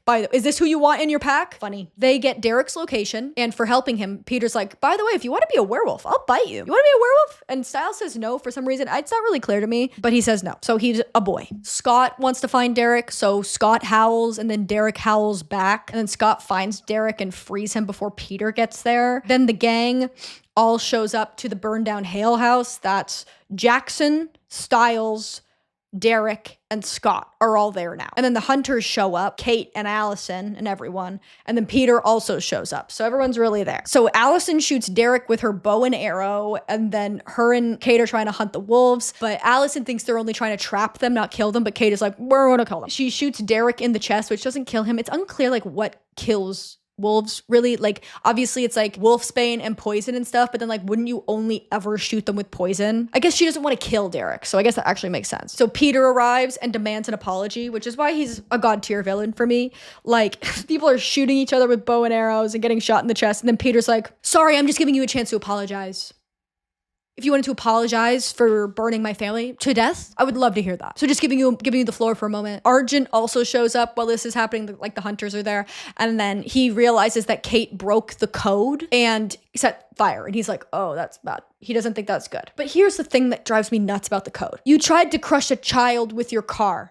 There's no due process. There's no trial, even of like a stacked one that you hold yourself. You just kind of get hearsay from a child and try to crush a different child with your car. Like, you're not better than her. She's bad. I don't understand it. Anyways, Peter like holds Allison hostage and is like, Kate, if you apologize, I won't kill Allison. And then Kate apologizes and then he kills Kate. So Kate's dead, which is like honestly good. Like that character is so evil, dude. And like, it's kind of fun in the beginning, but then you're just like, she just wants to like burn kids alive and like not in like a camp way, like just in an evil way. But then Peter, after he kills Kate, is like, just kidding, I am gonna kill Allison. But then Scott fights him off and protects her. So she's like, wow, not all werewolves are bad because Scott's trying to protect me. Peter turns into this giant like wolfman form. The CGI is awful. But Allison shoots him with an on fire bow and arrow, so he's kind of half on fire. And then Jackson throws like a Mickey of vodka at him, and then he catches more on fire. And then he kind of just burns back to death, which is rude because he did burn alive. Like that's probably pretty triggering. And then when he's kind of like twitching, almost dead, Scott's like, oh, hey, remember, I'm gonna kill him now because that's the cure. And then Derek's like, no, I want to be the alpha. And he kills Peter and he becomes the alpha. I am the alpha now. Look at me, look at me. I am the alpha now. So I know what you're thinking.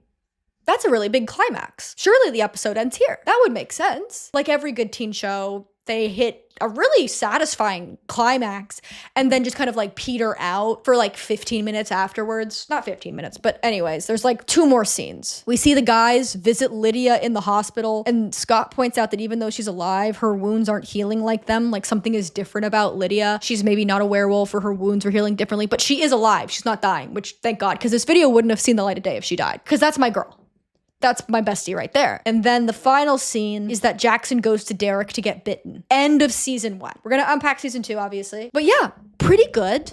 I will say, we'll get into season 2 in a second, but my overall review is like, it's a solid first season. I don't think it has a lot of rewatchability because it's just like Scott and Allison being annoying, but kind of like good character setup. It's not bad. Season 2 is better, I will say. So I have high hopes that the show will at least continue to get better for a couple more seasons, but like a fairly satisfying mystery. I'm not mad at that. Okay, we're back. We're gonna talk about season 2. If I'm bringing a vibe, I just finished a book and I'm feeling incredibly moved by it. So I might be just kind of bringing a bit of a vibe to the Teen Wolf functions. Everything is Tuberculosis by John Green. I got an advanced copy. I don't know when it's coming out. I think in like first week of March or something, but you should read it. It's fucking fantastic. Anyways, Teen Wolf. This is where we're at for season 2. Move some stuff around. Some people are werewolves.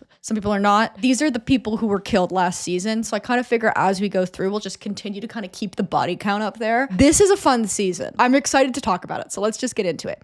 So as we know from the very end of season 1, Jackson goes to Derek to get bitten. He gets bitten and then does like an Abercrombie and Fitch catalog shoot in the water after he gets bitten, where he's in a white t-shirt and he walks into the lake for some reason and like rips it off. But he is ostensibly a werewolf at this given moment. Okay. Then we get something that actually baffles me for the rest of the season. We see that in between season 1 and season 2, at some point, Argent, Allison's dad, pulls Scott out of a car, holds a pistol to his head, and is like, I'm gonna kill you. And Allison is like, stop. She's crying because her father's about to traumatize her. And she's like, if you don't shoot my boyfriend point blank, which also you're just gonna go to jail for that. Where is the code? He hasn't killed anyone and you're whatever.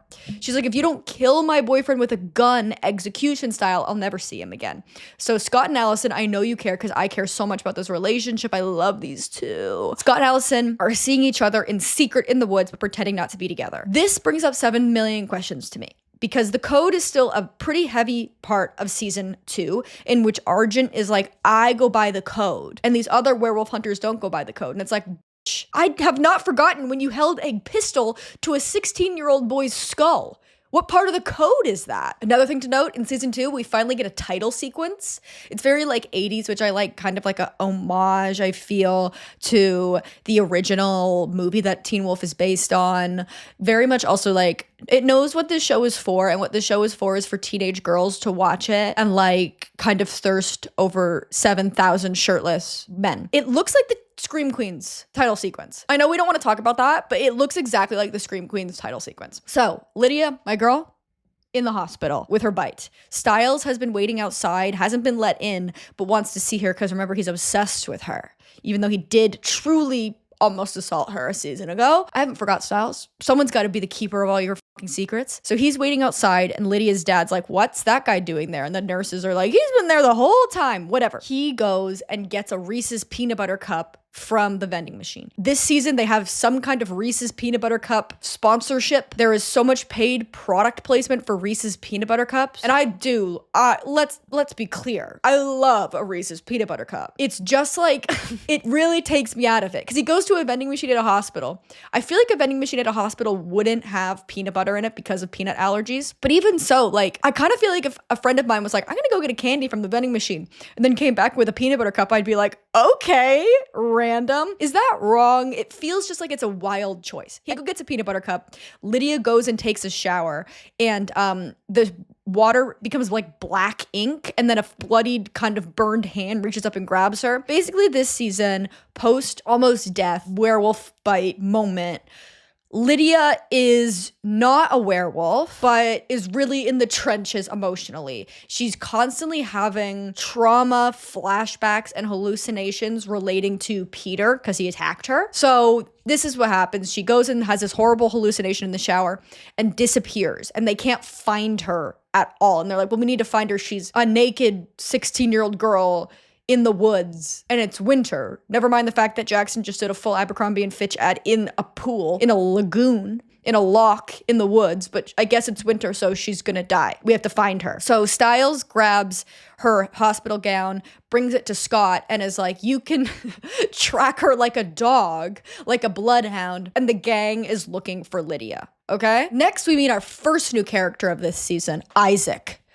Bang. Isaac is here. I mean, he serves a purpose in the plot because one of the main things we get this season is Derek is growing his pack as the alpha. But I think he also serves a purpose in this plot of being kind of a different brand of white boy for teen girl to thirst after. Isaac, no way around it, is my type.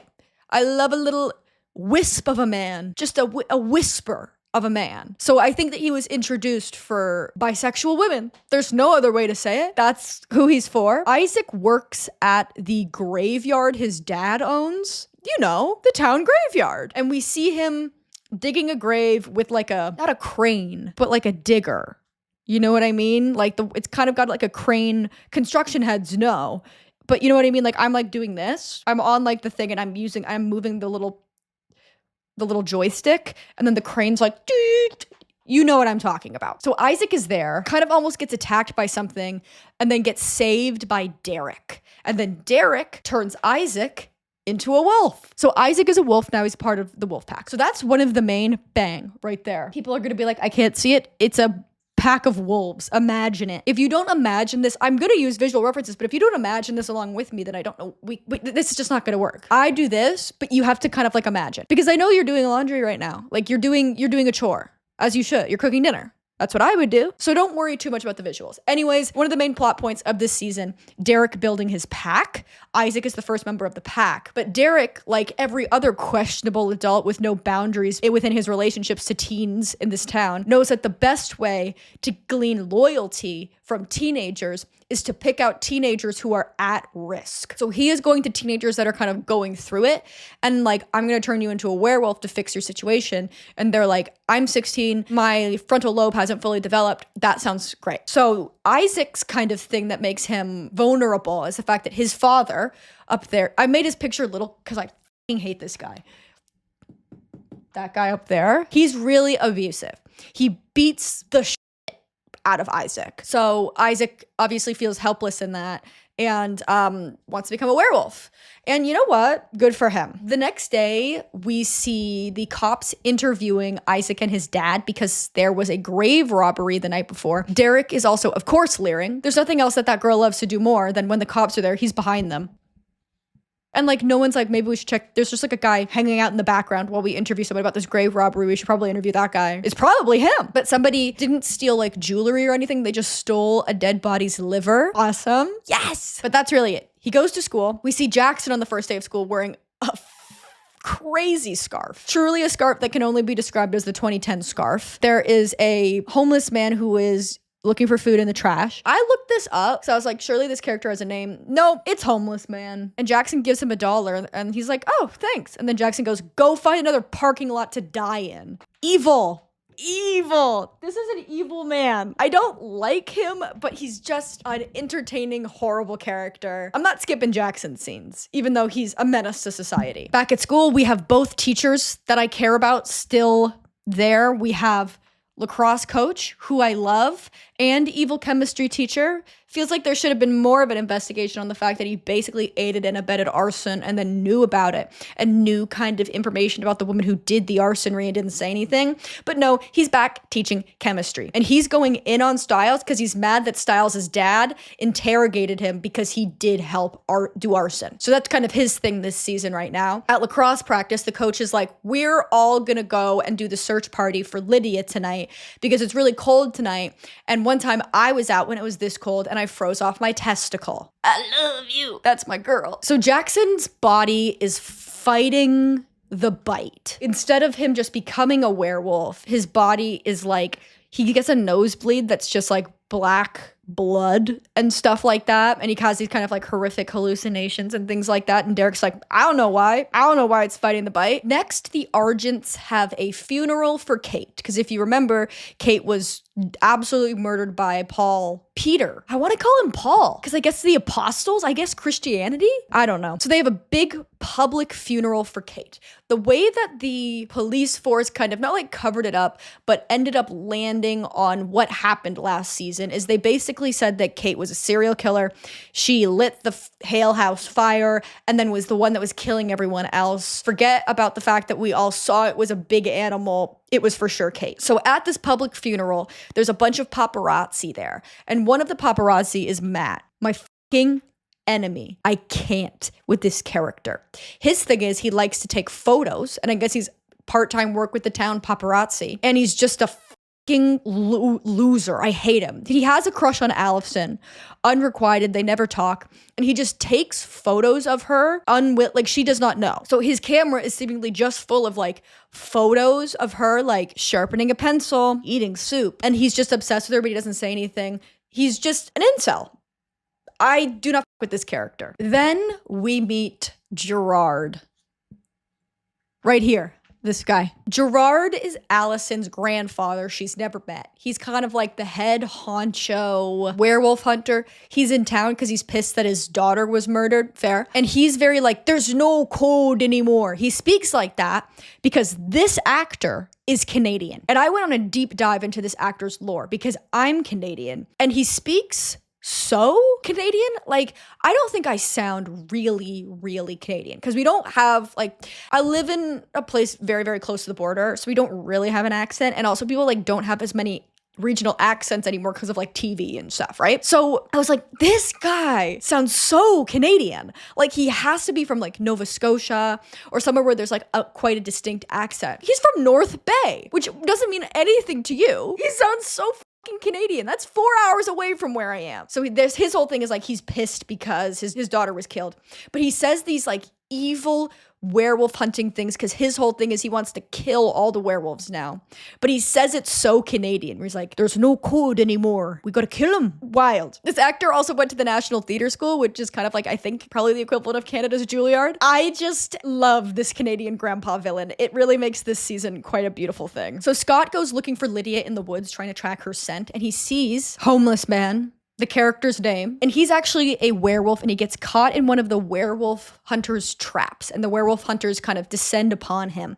And he's an omega, which means he's a fucking werewolf with no pack. So you have the alpha. The alpha is the one that can turn people, the leader, more powerful, and the alpha makes a pack of betas, who is like what Scott is, but you're still like within the pack, and wolves have packs because there's safety in numbers. And then there's omegas who don't have any pack because they all died or some other reason, or they were kicked out of the pack. And omegas are really vulnerable because they don't have protection. So he's an omega that came to town because he heard there's a new alpha and he wants to join the pack. Gerard hears this and is like, got it. Takes out a sword and cuts him in half. That's good. No, that's good. Yay, good. Awesome. Then Lydia walks out of the forest to where Styles and his dad was, and she's fully fine. She's fine. I mean, she's not fine because she's having a mental health crisis, but she's okay. Episode 2 starts with Isaac getting abused by his father, and because he's just been turned into a werewolf, and abuse would ostensibly make your heart rate rise, he turns into a wolf when his dad starts to abuse him,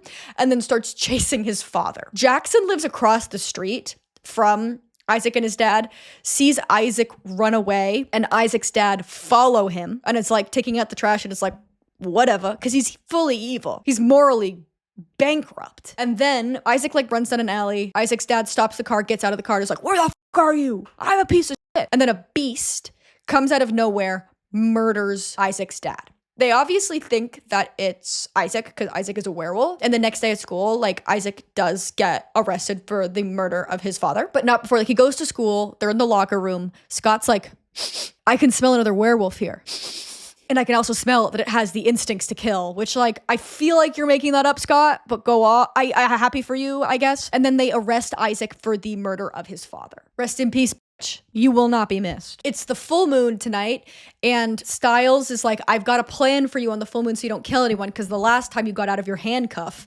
And there's like a really funny scene where Scott's like, what is it? And Styles is like, you'll find out later. And then opens up his locker and a chain falls out of the top, but like keeps falling and keeps falling and keeps for like a minute. Well, they're all just like, and then look, the lacrosse coach is like, I don't want to know. And it's genuinely, like, I do have to give this show credit, actually an incredibly funny scene.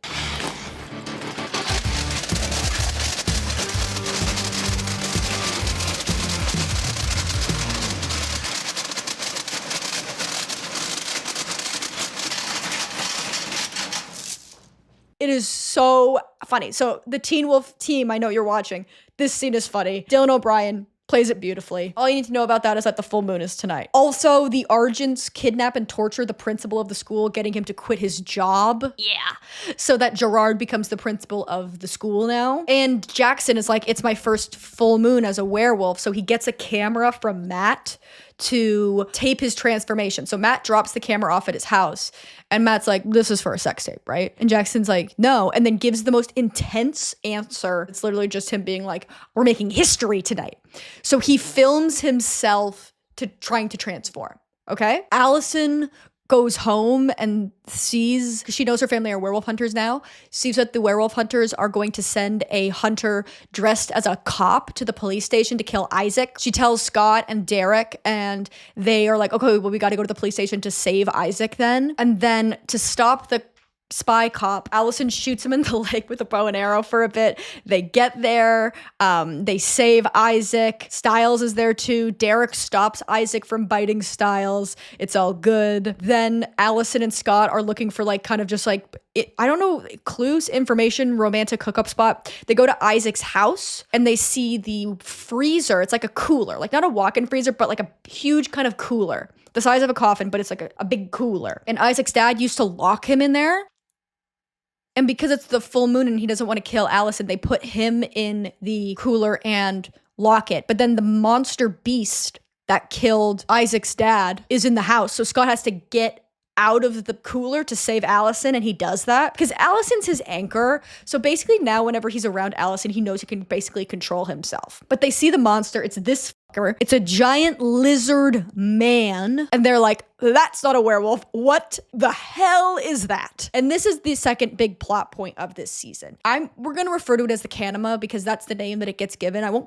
I'll tell you the rest of the information as it gets revealed to the crew when they do research. The main things you need to know is the premise of this season is hunters obviously want to kill the werewolves. That's always a given. Derek is trying to build a pack and Scott is trying to stop him. And what the fuck is the Kanima? How can we stop it from killing people? Also, this episode ends with Jackson waking up after the full moon, checking the footage and seeing he didn't turn into a werewolf. Ergo, he's not a werewolf anymore. You have been stripped of your werewolf W. Bitch. Episode 3. The Argents decide that they are going to start training Allison to become a werewolf hunter, and they do this by kidnapping her, and they're like, you have to get out of your handcuffs by a certain time, whatever. And the reason they need to start training her is because Kate's died, and the werewolf hunters are actually feminist icons. Taylor Swift, The Man. I'm so sick of running as fast as I can, wondering if I could get there quicker if I was a man. Feminism. Because the hunters raise their daughters to be the decision makers and their sons to be the soldiers carrying out those ploys. And I guess if you're non-binary, you can be like a caterer. So they're trying to train Allison to become the decision maker because they need another woman to make decisions for them, which just kind of feels like weaponized incompetence, but okay. While Allison is there, she meets Bennett. Now I know what you're thinking. Oh my God, a black character who could maybe be a love interest and a main character, and he's a werewolf hunter. Like, great, finally getting a bit more diversity. Don't worry, Allison leaves, the Kanima immediately murders him. Great, so that's good. At school, we meet Erica. She's here. Erica has epilepsy, and her seizure medication makes it so that she has acne and frizzy hair. She has a seizure at school trying to climb the rock. I think it also gives her anxiety. And she has a seizure at school trying to climb the rock wall, goes to the hospital, and Scott's mom's like, you haven't been taking your seizure medication. I guess Scott's mom is like a nurse practitioner, not like a nurse. Like she's like, is kind of have like almost a doctor because she's like fully treating patients. She must be a nurse practitioner. That's not really important, but I just thought about it. And she's like, Erica, you have to take your pills because otherwise you're going to get seizures. And Erica's like, yeah, I hear that, but let me raise you this point. They make me ugly. And Scott's mom is like, but you will die. You will die if you do not take this. She leaves the room. Derek comes in and is like, hey, if I make you a werewolf, you won't have epilepsy anymore. And you'll be hot. And Erica is like, absolutely, let's do that. Erica comes into school the next day, full werewolf transformation. She's super hot. She's edgy. She's got like barrel curled, very thick, gorgeous hair. And I actually really with this reason, not only because it seems like the medication was really fucking her up, but also because that is how you get a 16-year-old to want to become a werewolf. If you promise any 16-year-old hotness, they will do it. Like, they will. Oh, wait, I gotta go next. So she has her little W. She has to have her little W. Jackson is pissed that he didn't turn into a werewolf. So I want you to remember this for later, for the moral of this season, basically. Jackson comes into school, starts to scream at Lydia, verbally berate her. A girl who went missing because she recently had a mental break, screaming at her in the halls because he thinks that because she's obviously in some way immune to werewolfism, she gave him her anti-werewolf germs and made it so he couldn't become a werewolf. And he walks away. Remember that for later. Okay? Styles, Lydia, Scott, and Allison go on a double date where they ice skate. I want to mention this because Styles, of course, gives Lydia a Reese's peanut butter cup. How you start every ice skating date. You're telling me you're gonna go on an ice skating date and not give your date a Reese's peanut butter cup? Okay. Styles is interested in Lydia. Lydia is not interested in Styles. They are skating and she has another hallucination where she hallucinates like a bunch of wolfsbane and stuff on the ice and starts screaming because she's, again, not doing well. Scott knows that now Derek is fully building his pack and realizes the next person that Derek is going to get to join his pack is Boyd. Now, Boyd has no discernible personality traits besides the fact that he is very tall. He has no friends and nobody sits with him at lunch. We don't really know why, but they don't. And he drives the Zamboni at the ice rink for his after school job. You know, Zamboni Boyd. That wasn't a great joke. So Scott goes to the ice rink and is like, Boyd, you can't become a werewolf. You shouldn't become a werewolf. You don't become a werewolf like Derek. And then the pack shows up and is like, okay, bitch, really? And then they all fight on the ice. And then at the end, Boyd's like, actually, it's too late. I've already been bitten. I want to be a werewolf, not to be like Derek. I want to be a werewolf like you. And you're like, okay, great. So Boyd's actually going to be kind of like a pal to Scott. No, he just says this and then fully joins the pack. Because in the next episode, episode 4, we open with them all kind of just doing parkour in this abandoned warehouse. Derek's new kind of fortress where is like a warehouse that's empty where they do parkour. And then there's also like an abandoned subway train car that they have meetings in. Okay. So Boyd's there doing parkour. Styles goes and gets his car fixed, and while he's there, the mechanic gets killed by the Canema, and Styles hides, but like makes eye contact with the Canema before the Canema goes away. Rest in peace, hot mechanic, you will be missed. This is not a concept I thought of. This is a concept that I think like one of the writers at Vulture thought of when talking about the movie Hot Frosty. But with movies that film and shows that film in Vancouver, there's just a Vancouver actor face, which is like handsome actor whose face does not really stick in your brain. And this mechanic has just a lethal case of Vancouver face. Anyway, Styles goes to school and tells Scott what happened. And he's like, I just got the vibe that I know who the Canema is. Like, I don't know who they are, but they're someone we know. And that's enough of a vibe and information that they're like, great, the Canema is someone we know. We have to figure out who it is. We also just see a scene where the hunters are talking. It's worth noting whenever we see Gerard, he is eating a handful of pills. They're Chekhov's pills. You just know that this man who is having vitamins in every scene we see him in, we don't know what the vitamins are doing, but the vitamins will come back. If there is a box of pills sitting on the mantle, the pills will come back. It has to go off. So I just want to kind of let you know that now that he's been taking a lot of pills. So Jackson is pissed that he didn't change into a werewolf, but Matt and Danny are looking at the footage and they notice that there's a point in which the footage loops where somebody has obviously cut out a portion of the footage and so that Jackson can't see what happens. So Danny and Matt, because Danny is a hacker, as we all know, restore the footage or go to restore the footage. It's going to take a while. I don't, again, think this is possible. Like, if the footage is deleted, I don't think you can restore it. But Danny needs to be able to hack so that like plot points like this can be solved. Right? Lydia punches a mirror in her sleep, and her mom makes her go to the guidance counselor at school. The guidance counselor is Maya from Pretty Little Liars, bitch. She plays a French-Canadian guidance counselor who offers not a lot of help. But while Lydia is waiting to go into the guidance counselor's office, she meets Junior, who asks her what her unique brand of psychosis is. And I'll clip that so you can put it in. Junior is, I guess, another troubled teen. And I guess he can kind of get Lydia. Every man that meets Lydia, even though she's such a bitch, immediately falls in love with her. She's my idol, my queen. But he's like trying to talk to her and she is not interested. That's basically it. Then she goes into a meeting with the guidance counselor and lies. The gang, minus Lydia, because Lydia's the one that doesn't know about the Canema, is looking for a bestiary. The bestiary is an old book, like an ancient text that is used to identify different mythological beasts or creatures. So Allison's like, my grandfather for sure has a bestiary. I bet it's in his office. So why don't I bring him to a lacrosse game to distract him, and then you guys can break into the office and steal the bestiary. So this is Erica, Derek, and Styles, because Styles never plays lacrosse. They go to get the bestiary while Scott is playing lacrosse and Allison is with her grandfather. Okay? When they go into the office, there is no bestiary. There's no old book. And then the Kanema shows up and tries to kill them. The Kanema has venom that when it cuts you, it paralyzes you. So Derek gets paralyzed and pushed into the school pool. Stiles jumps in and treads water to save him from drowning. But the Kanema is afraid of water and can't get in the water. The other thing the Kanema is afraid of is its own reflection. So it eventually leaves when Derek shows it its own reflection, okay? So they don't have the bestiary, but then when they leave the school, Derek is like, that's a fucking Kanema. I know what that is. It's a Kanema. It's like a mutation of the werewolf gene that makes them like, I don't have any more information. We need to find more information so we can figure out who he is, but it is the Kanema. After the lacrosse game, Gerard invites Scott back to dinner at the Argent's house, and we basically get a beat for beat replay of the scene in season 1 where he's at the Argent's house for dinner with Kate, in which he's there. Argent hates Scott, but is more honorable as a werewolf hunter, even though he put a pistol on Scott's temple a month ago, maybe. So he is honorable, but hates Scott, whereas the more terrifying evil werewolf hunter, who was Kate last season and is Gerard this season, likes Scott because they don't know that Scott's a werewolf. We've already seen this scene. Also, similar to that scene in the first season, Scott has to go and break into Gerard's room, like break into someone else's room to get information. In the last season, it was to find the bullet that Kate shot Derek with.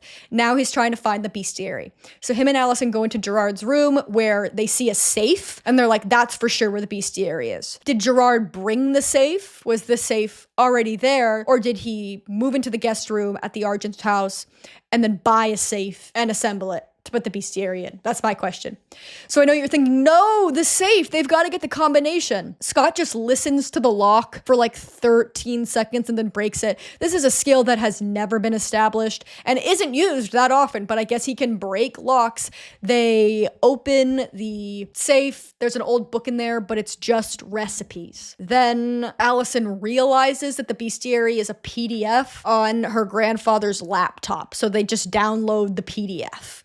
Great. After this, Scott goes to pick his mom up from her shift at the hospital, and Gerard runs up to him in the parking lot and stabs him with a machete. And it's like, as long as I keep it in here, you can't heal. So don't fucking move. And he says, I've been pretending to be an innocent grandfather, but I know that you're a wolf and you're going to help me out or I'm going to kill you and I'm going to kill your mom. What is he asking to help out with? We'll have to find out later. Episode 5, Derek thinks Jackson is the Kanema because ideally it would probably be someone, either Jackson or Lydia, who's been like infected with the werewolf fight that they know of, but isn't a werewolf. So he has the pack kidnap Jackson and then they hold him down while they put Kanema venom into his mouth, being like, well, like can't poison like. That makes sense. But the venom poisons Jackson. So then they're like, oh, it's not Jackson. It has to be Lydia. Jackson goes to school, tells Scott and Stiles this, and they're like, oh no, because Stiles is also in love with Lydia. We see Lydia have another breakdown where she's supposed to be writing an answer on the board, but then has a hallucination of Peter there. We cut back to like reality and see that instead of the answer, she's written, please help me backwards on the board a bunch. It's just funny because it's obviously, you look at it and you're like, she's just obviously written, please help me backwards on the board. But people are like, what does that even mean? It's like, just, I don't know, just read it. Isaac asks to be Lydia's lab partner. And I guess the lab thing that they're doing in chemistry is making a crystal. So what Isaac does is he already has a crystal in his bag made of Kanema venom and switches it with their crystal. And it's like, hey, did you know that this crystal is edible? And Lydia's like, okay, I'm not going to eat it. And he's like, you should eat it. Eat it. Eat it. And then she does lick it and it doesn't affect her. So they're like, great. We know she's the Kanema. We can kill her. Scott goes to Derek and is like, she's probably not the Kanema. She's just immune to werewolves, which would make her immune to the Kanema venom and thing anyway. But Derek's like, well, we should probably kill her to be safe. So the bestiary, they've got the PDF of the bestiary, but it's written in a dead language no one can read. But they find out that the guidance counselor can kind of read it because it's kind of old ancient French. And she says that the Kanema is for like revenge and it's looking for a friend. So they're like, great, we need to figure out who the Kanema's friend is, or the Kanema is looking for a friend. So we've got to figure out who that is. Okay. Matt and Danny finally recover the footage of Jackson in bed, and we see Jackson sit up in bed and look at the camera with red eyes. Jackson thinks that Lydia is the one that edited this out. So he goes to her house and starts screaming at her again and verbally berating her again. While this is happening, the pack is racing to Lydia's house. Stiles and Scott are racing to Lydia's house, and the hunters, I believe, are racing to Lydia's house, all because they think she's the Kanema and they're gonna kill her. So Lydia and Jackson are fighting, but then they start kissing. And when they kiss, we see scales on the side of Jackson's body, and it turns out he's actually the Kanema. He turns into the Kanema and rushes outside, while Lydia is also rushing outside. So everybody sees while Jackson is running away as the Kanema that it's Jackson who's the Kanema, not Lydia, so Lydia's safe. Also, they like shoot the Kanema in the head and neck and it does nothing. Like the Kanema is, by all accounts, basically invincible. So the full footage is restored now, and we see Jackson turn into the Kanema. It's horrific. Matt and Danny say they haven't seen this footage to protect Jackson's privacy, which is very, very sweet. So they follow and track the Kanema. The Kanema goes to a gay bar. Okay, Jackson. Danny is there, and they're basically, the whole gang is like in there trying to stop the Kanema from committing a full hate crime at this gay bar. The Kanema does kill people at the gay bar. Homophobic. Hate crime, and paralyzes people. But Derek slices the Kanema's throat. So Jackson crawls out to the parking lot, bleeding out. And when the police show up, people just say like, oh, it was like bad drugs. You know, gay people and their drugs. It paralyzed them. But they're all like, Danny is fine, whatever. Jackson is also alive, even though he was bleeding out in the parking lot. Stiles, Scott, Derek are like, we have to convince him he's not a werewolf, because Jackson just thinks he's a werewolf, not the Kanema. So what they do is they steal a police van and kidnap Jackson and handcuff him in the van to stop him from turning into a Kanema. Jackson isn't thrilled about this. They send a text from Jackson's phone to his dad being like, I'm staying at a friend's house, don't worry about me. And Jackson's dad immediately goes to the cops because Jackson's like, Stiles writing this text as Jackson ends it with love you. And Jackson's dad's like, he would never, ever end a text with I love you. He never says I love you. Just so evil. So they're looking for Jackson now. Meanwhile, Lydia is letting her dog Prada out to pee. And Prada runs away, but we find out that Junior, what's your brand of psychosis, Junior, lives like in a house that's just in the woods at the back of Lydia's house and brings Prada back. He tries to kiss her and she's like, don't try and kiss me. Lydia also says maybe my favorite quote of the entire show, where she says, I'm not crazy. I may be the girl who sleepwalks naked and writes backwards on the chalkboard, but at least I'm not one of those desperate Vicodin popping wrist cutters at school. Girl, leave the Vicodin popping wrist cutters out of this. They find out that because Lydia is super smart, she can actually read the bestiary. So Allison is like, oh, it's for a school project about my family history. So can you start translating it? And she finds out that the guidance counselor actually mistranslated, because it's like in old French and she just speaks French Canadian, mistranslated the section on the Kanema. And the Kanema isn't looking for a friend, it's looking for a master.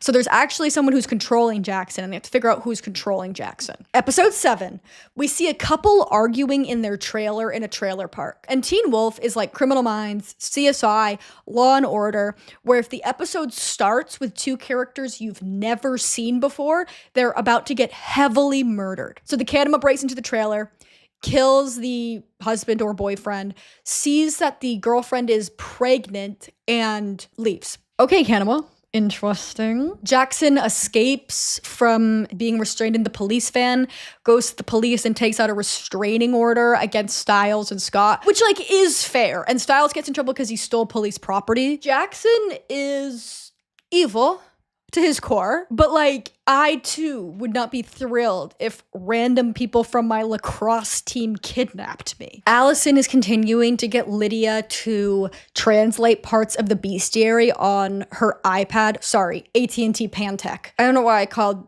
the AT&T Pantech the device tablet we all know, the iPad. And so she's slowly they're starting to get more information on the Kanema. Allison also thinks that Jackson being the Kanema might be related to the fact that he's adopted, which kind of seems like a crazy jump, like kind of maybe offensive, just being like, well, we know one thing about Jackson. Well, two things. He's a menace and he's adopted. So it's probably due to the fact that he's adopted, right? Then we get a quick cut to Jackson just eating a full snake in the school science lab, just slurping a snake down like a noodle. Like he is in Beauty and the Beast and he is a dog, absolutely sucking a snake down his gullet. Allison, after this, follows Jackson into the locker room where he enters a Kanema fugue state and basically tries to assault her. He's naked and he tries to assault her. It's troubling. He then snaps out of it. Like real Jackson didn't want to assault her, but Kanema Jackson did. He snaps out of it. He's like, oh my God, I'm so sorry. And he tries to get dressed. But then Scott bursts in and saw that Jackson was trying to assault Allison and starts beating the shit out of him. Meanwhile, while this is happening, Stiles is talking to Erica,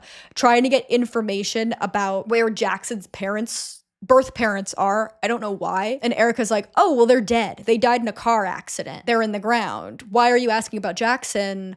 Oh, he must be the Kanema.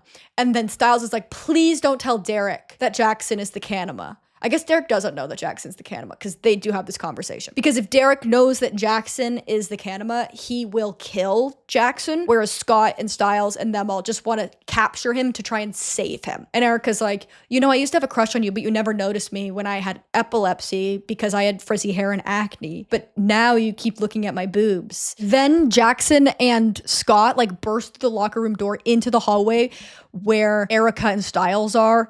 Allison rushes out as well, and Matt walks down the hallway too. Scott drops the AT&T Pantech tablet on the ground. Matt picks it up, sees the PDF as something to do with the bestiary, and forwards it to himself, and then hands the AT&T Pantech back. And then the mean chemistry teacher comes in and gives them all detention. So now they're all in detention, Breakfast Club style. Also worth noting that Allison's mom has got a job at the front office of the school, and she's just constantly looking at CCTV, like security cameras. Scott, Stiles, Matt, Allison, Erica, and Jackson all have detention in the library. Scott is talking to Stiles and is like, you know what? Let's actually kill Jackson. And Scott, this is a rare Scott win for me. I'm not usually on the same side as Scott, but I do think if I saw somebody and the information that I had presented them to be a rapist, I'd be like, maybe we should just... might be easier. And Stiles is like, no, we need to get more information. So Stiles goes to Erica and is like, can you get more information on Jackson's birth parents? And she's like, actually, I can. My dad, coincidentally, it's so funny you bring it up, was the insurance broker on the case where Jackson's birth parents died. Now, I know what you're thinking. This happened 17 years ago. But don't worry, he keeps all of his documents in an email account, even if they're 17 years old. And I also have the password and username to that email account. So she logs into that email account, gets the information, finds out that Jackson's birth parents died in a car accident, and then he had to be delivered the next day via C-section while his mother was already dead. So we kind of get the information that he probably didn't kill the woman in the trailer because she was pregnant, because he couldn't do what happened to him, if that makes sense. He couldn't kill someone who was pregnant the way somebody killed his mom when she was pregnant. We also find out Jackson is a Gemini. Checks out. Actually beautiful. I love Geminis more than anything in the world. That's a Gemini. Also, Matt is reading the PDF, like the translated bestiary that he forwarded to his email, and says, Kanema, out loud, like a fucking idiot. I hate you. I hate you, dumbass. Stiles is trying to work out who the master could be based on the list of people who died, because as we know, the Kanema is a weapon of revenge. So these people should all be connected in some way. So Stiles is like, it could be Matt, but like, it doesn't make sense because like the people who have been murdered have been the mechanic, the person in the trailer park, Bennett, the werewolf hunter, and Isaac's dad. Like, what is the connection between all those people? Jackson gets a headache, goes to the bathroom and coughs up the snake he swallowed. The chemistry teacher who's overseeing detention leaves early. Oh, and I forgot to mention this last episode. So at the end of last episode, when Lydia is like, it's been mistranslated. It doesn't say the Kanema needs a friend, it needs a master. We see the Kanema go up to a car and put its hand on the window, and then a human hand puts its hand on the window. So like they're like simpatico, like that's the master and the Kanema. And then the car drives away and we see it has an Einstein bumper sticker. Evil chemistry teacher's like, I know I'm overseeing detention. I don't want to, you guys finish shelving these books and then you can leave, but I'm going to leave. He gets in the car. There's the Einstein bumper sticker. So you're like, okay, the master very well could be evil chemistry teacher. So they're all alone with Jackson in the library. Jackson turns into the Kanema, paralyzes Erica and paralyzes Matt. Matt's okay. Erica begins to have seizures. I guess this in some way triggers her epilepsy again. Then Jackson kind of turns back into himself, but he's in a fugue state and writes on the chalkboard, stay out of my way or I'll kill you, and then leaves. Once he's gone, Stiles is like, we need to get Erica to a hospital. Like, she is having a seizure. And Scott's like, I think I might stay here with Allison just to keep her safe. You had one good idea to kill Jackson, and now this is what you do. Get her to a hospital. So then they decide to take her to Derek's subway car to save her. They bring her there. Derek breaks her arm and kind of like bloodlets her and saves her life, so she's fine. While this is happening, Junior from counseling makes a plan with Lydia to meet up by his house. So she goes and walks to his house, which is pretty far deep in the woods. His house is like strange. There's like not a lot of furniture in it. There's like dead leaves on the ground, all that stuff. She meets up with him. They start kissing. Then she sees in a mirror that it's actually the charred corpse of Peter Hale. Junior is actually the younger version of Peter, and he bit Lydia at the winter formal because he knew he might die, and he could use her to kind of like live on through her so that she could bring him back. So basically, she's now tasked with bringing Peter Hale back alive. Also, the Kanema then shows up at the hospital after the woman has given birth and smothers her to death. Okay, episode 8. Sheriff Stalinsky is going through the connection, trying to figure out how all these people who have been murdered fit together. He finds out that the trailer couple, the mechanic, and the werewolf hunter were all 24 years old. He also finds out that Isaac's father was not 24, but Isaac had an older brother who was 24 in the same kind of like grade as all of them, and they all were in the same chemistry class with evil chemistry teacher. So he's like, maybe Isaac's dad was killed in place of Isaac's brother because Isaac's brother died in combat in Afghanistan. Quick war in Afghanistan sprinkle in. He died in Afghanistan, but not on the side you'd think. Matt is an incel and convinces Allison to go to a rave with him, but Scott is fine with this because Allison's mom calls him to the front office and asks if he's seeing Allison while sharpening pencils menacingly. And he's like, I'm not seeing her. So he's like, it's good if you go on a date with the incel. It's actually good because if you do, then your mom won't think I'm dating you and she won't stab me to death with a pencil. Scott trails Jackson and sees Jackson go to a ticket booth and buy a ticket to the rave that Allison and Matt are going to. So they're like, okay, something's about to happen at this rave. And Jackson and Scott can't get tickets. And he's talking to the werewolf pack and he's like, we need to get tickets to the rave. And Isaac's like, oh yeah, I just beat someone up and got tickets to the rave. I can do that for you. And then he does that, beats someone else up and gets 2 tickets to the rave. We also see that the ticket booth girl is in the yearbook alongside the other victims, so we can assume that the ticket booth girl selling tickets to the rave, you know how raves have a ticket booth, is the Kanema's next victim somehow. So the pack gets together and Scott is like, you know what, I'll join you guys so we can take down Jackson as long as we don't kill him. They go to the vet right here, and the vet is like, okay, I'm going to give you a vial of ketamine and it's a needle, and you're going to stab Jackson with this ketamine and it'll sedate him so you can drag him away. So they go to the rave. Erica and Isaac kind of grind on Jackson. It's very bisexual. Like, I've just left this season being like, are you the Kanema as some kind of allegory for bisexuality? Because he's constantly saying stuff like, I'm everyone's type. And then he goes to the gay club. And now he's also grinding with Isaac and Erica. Like, if you're bi, it's okay. Just tell me. I just want to know. I would love nothing more to have the evilest character on this show be bisexual. That's activism to me. That's representation in media. Anyways, he grinds with Erica and Isaac. Isaac tries to stab Jackson with the vial of ketamine, but then like the master talks through Jackson and is like, leave him, he's mine. But then they stab him anyway and drag Jackson to this like abandoned closet where he's sedated. Meanwhile, outside, Derek and Scott are trying to stop the hunters from getting into the rave, and Scott gets hit by a car and kidnapped by Allison's mom, who basically handcuffs him to like a bed in this like abandoned airtight random basement room and puts wolfsbane in a dehumidifier to slowly kill him, like gas him out with wolfsbane via an infuser, like oil, like essential oil, but instead of essential oil, it's poison. Also at the rave, we see that evil chemistry teacher is there with a woman who looks very young, and he's like, she's 19. Matt tries to kiss Allison and she rejects him.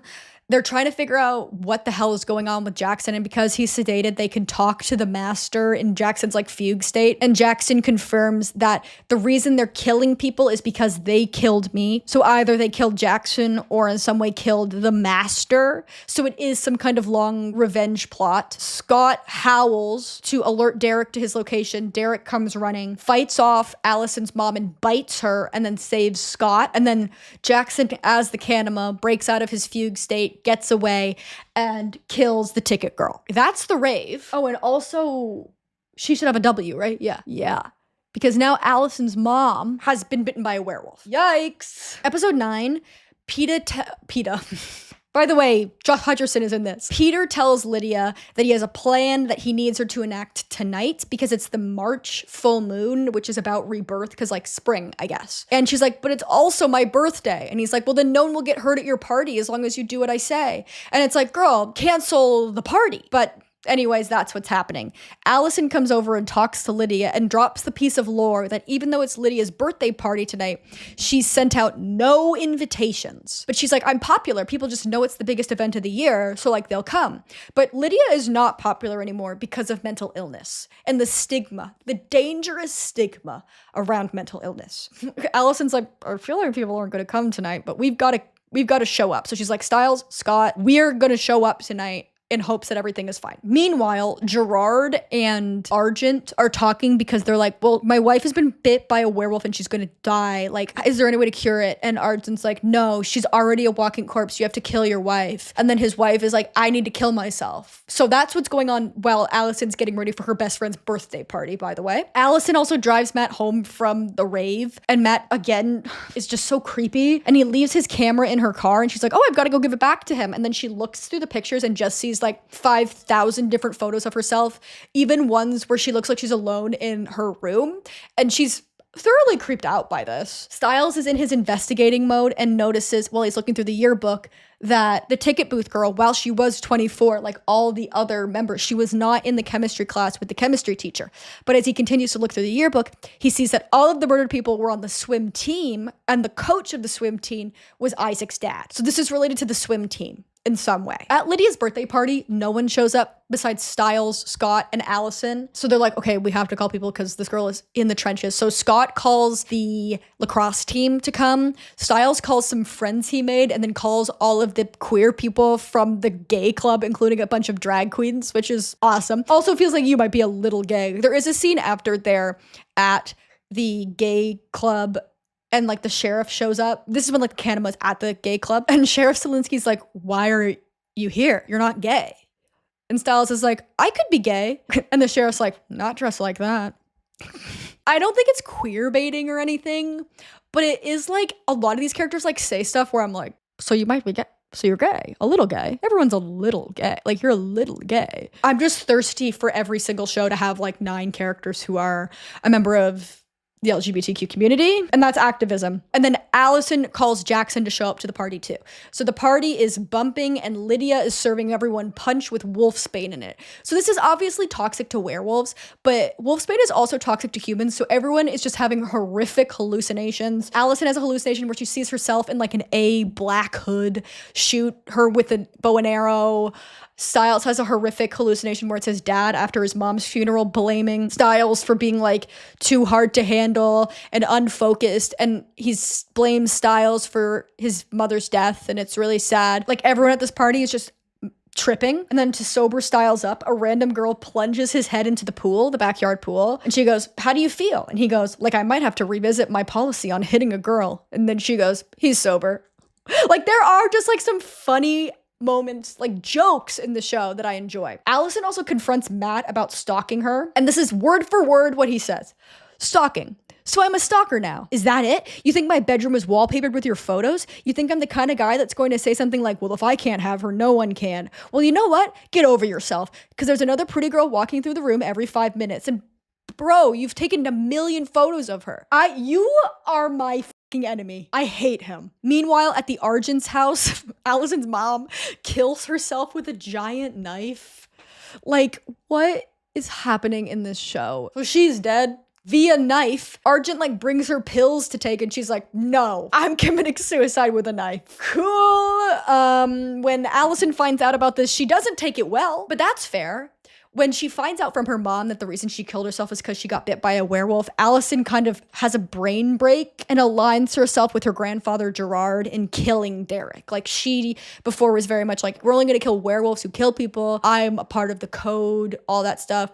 But her mom dying has made her be like, let's kill Derek. Let's kill him. So that's kind of, she's now like broken off from the gang. Someone at the party throws Matt in the pool and he screams that he can't swim, and Jackson immediately saves him. And Scott and Styles are like, that's suspicious. That's a little weird. And then they go outside and see Matt standing leering in the street with Jackson as the Kanema, tail wrapped around Matt's leg. So Matt is the master of the Kanema. Also at the party, Lydia poisons Derek, drags him to the Hale house in the woods, basically performs a ritual, and brings Peter back to life. Yeah, that's good. That's good. So Peter's alive. Matt's the Kanema master. So when Matt lent Jackson the camera and he thought that Jackson was making a sex tape, he somehow had this camera kind of like connected to his phone so he could like watch what was happening. And he watched Jackson turn into the Kanema, and then the Kanema came after him, but then they became friends. And he wanted revenge because when he went to Kate's funeral and saw Allison, because it was at the graveyard, he saw Isaac's dad and was like, wait, I want to fucking kill that guy. And we'll get to why in a second. And then the Kanema killed him. So he's like, oh, if I think about somebody dying, then the Kanema kills him. That rocks. The evil chemistry teacher, though, unfortunately in the trenches a bit, gets arrested for all these murders because they found the tire tracks for his car at the scene of the crime. And if you recall, he has the Einstein bumper sticker we saw the Kanema touching hands through the window with. But Matt just stole the chemistry teacher's car, which I do think is a cheap mystery thing of being like, guess what? Somebody stole the car. You thought it was a chemistry teacher? Well, maybe you didn't think that somebody would steal the car. So Stiles is like, I need to convince my dad that it's Matt, not the teacher, even though we don't have the full story of what the motive is. But he goes to the police station with Scott and Derek, and they're like, oh wait, somebody's here. They go out to the front. This deputy, absolutely slain. Police officers all around slain because Matt is there with the Kanema, and Matt has a gun. Matt's got a gun. So he puts Sheriff Stalinsky in a cage. A cell. He stabs Scott, or shoots Scott, which doesn't like really do anything because he's like a wolf, but it just hurts him. And the Kanema paralyzes Stiles and Derek. So they're just on the ground. And then Matt decides to tell his villain origin story, where when he was a kid, he was friends with Isaac, and he went over to Isaac's when the swim team won the championship and there was a pool party there. While he was there, somebody threw him into the pool even though he couldn't swim, and everyone was too busy making out in the pool to save him. So he drowned. But Isaac's dad pulled him out and I guess did CPR and saved his life. But Isaac's dad's an abusive shitbag, so was screaming at him, being like, this is your fault. You don't know how to swim. It's your fault. Don't tell anyone. And he was a child, so he didn't tell anyone. So then he had nightmares, and his parents thought it was asthma because he was breathless or whatever about nightmares about drowning, and I guess ruined his life. This is pretty bad, and I do like that it's like all the people getting murdered are connected. I find that to be a very satisfying mystery. I like that. I don't think that this villain origin story is like that good. Like, I'm like, yeah, that's sad. It's sad. It's not Peter Hale's entire family getting burned to death sad. Like, they've raised the bar incredibly high since season 1 for their villains. Meanwhile, Allison, working with the hunters, shows her dad a text she got from Scott being like, hey girl, come down to the police station. And she knows that Scott would never text her because they're secretly seeing each other, or like not actually publicly seeing each other. So they're like, oh, something's going on. I bet there's like some Kanema going down at the police station. So they decide to head out. Matt wanted the bestiary and wanted information because as people were being killed, he started to develop scales. And Derek's like, oh, well, you're getting scales because the Kanema is a weapon of revenge, but the people that you kill have to be like, it's an eye for an eye situation where like they have to be killers already and murderers or it doesn't work. So he's just been killing people who aren't murderers. So now he's slowly turning into a Kanema himself. The hunters show up. Gerard says a Shakespeare quote outside. Let me read it. He's saying it Canadian as well. Shakespeare wrote that love is smoke made with the fumes of sighs. Let's show them smoke. That's how he sounds. And then they set off smoke bombs and they storm the sheriff's station. Scott's mom is there as well, locked in a holding cell with the sheriff. They shoot the Kanema a bunch, but like it doesn't matter. Like they're shooting the Kanema doesn't die. Like you can't just shoot it with a gun. It doesn't die. So they're just like shooting at it a bunch.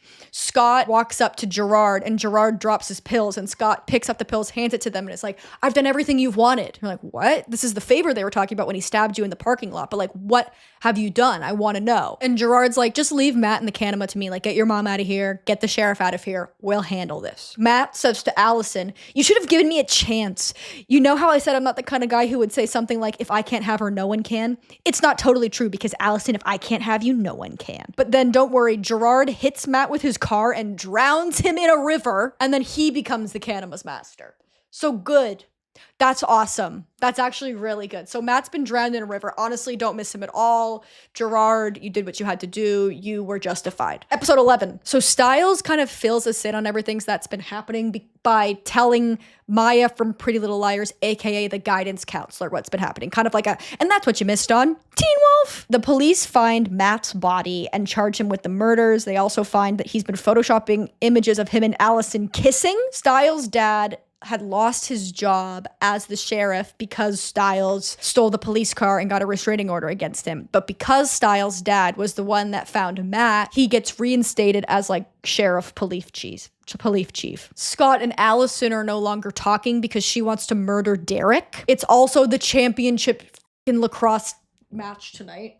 This show will not let lacrosse go. Stiles tells the guidance counselor that so much is going on that he feels like he's having a panic attack, and she just goes, if you're going through hell, keep going. Which is not mental health advice. Gerard visits Scott in his bedroom with the Canima wrapping its tail around Scott's mom's neck and is like, listen, you need to tell me where Derek and his pack are so I can kill them.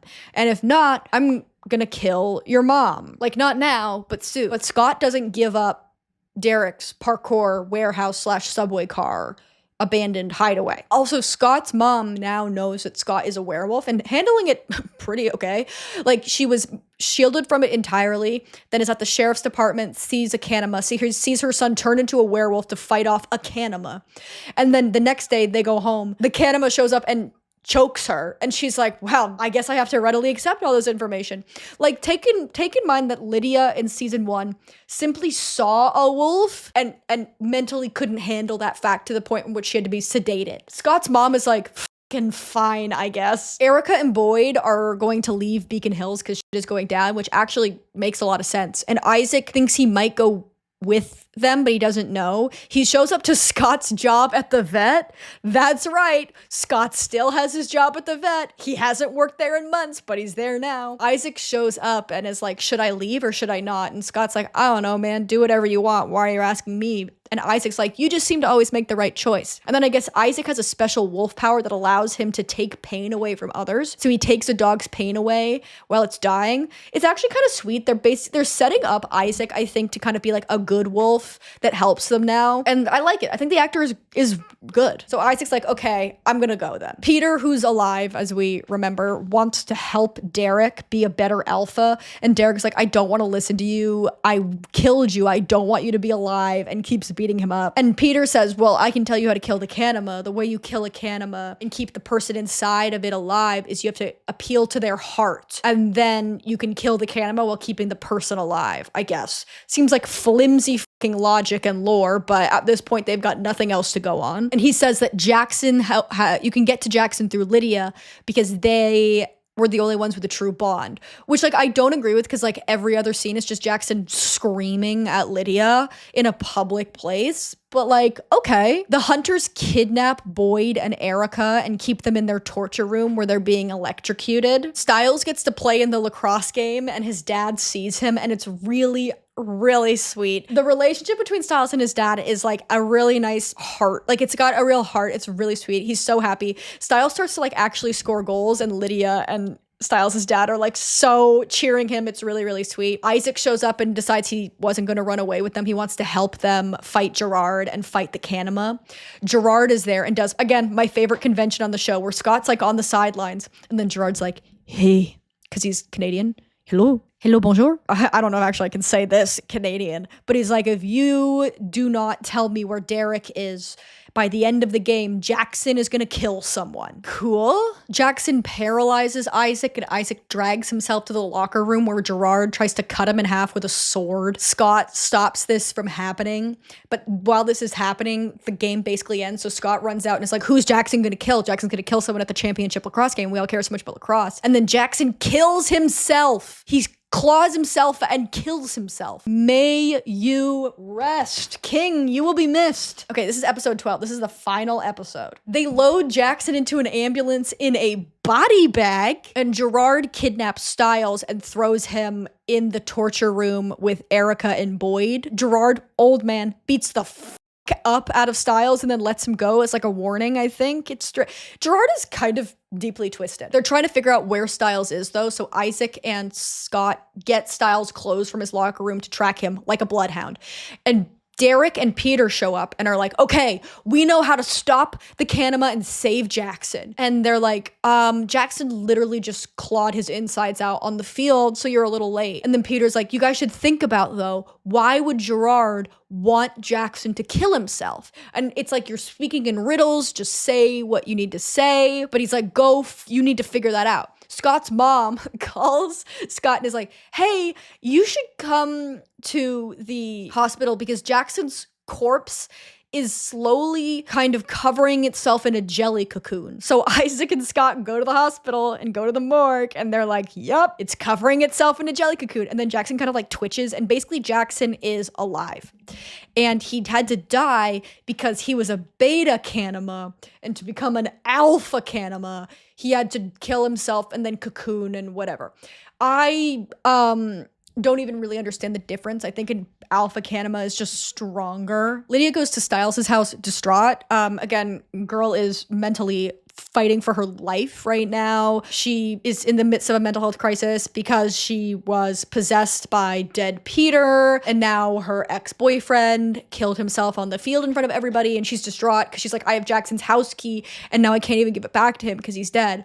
And Stiles comforts her. Peter, Derek, and Stiles all want to stop Gerard and the Kanema. Argent and the werewolf hunters go to them and are like, hey, we should work together to stop Gerard because he's our common enemy now. Because Gerard has taken Allison and made her really evil and want to kill and go against the code, now her dad is like, we should work together to stop Gerard. And they're like, okay, let's do it. Argent and those werewolf hunters and the wolves fight Gerard and his werewolf hunters. Allison stabs Isaac. Again, we need to stop, like, nobody dies because none of this has wolfsbane on it, and just why would you not, if you want to kill werewolves, just dip that blade in wolfsbane every time, whatever. They also fill in Argent during this fight that like the reason that Gerard did this is because he wants the Kanema to be even stronger, all these things. The wolves, they're all just like big action sequence, who really cares? Allison, after stabbing Isaac, goes to kill Derek, but Gerard has the Kanema stop her and like hold her by the neck. And the reason why is because Gerard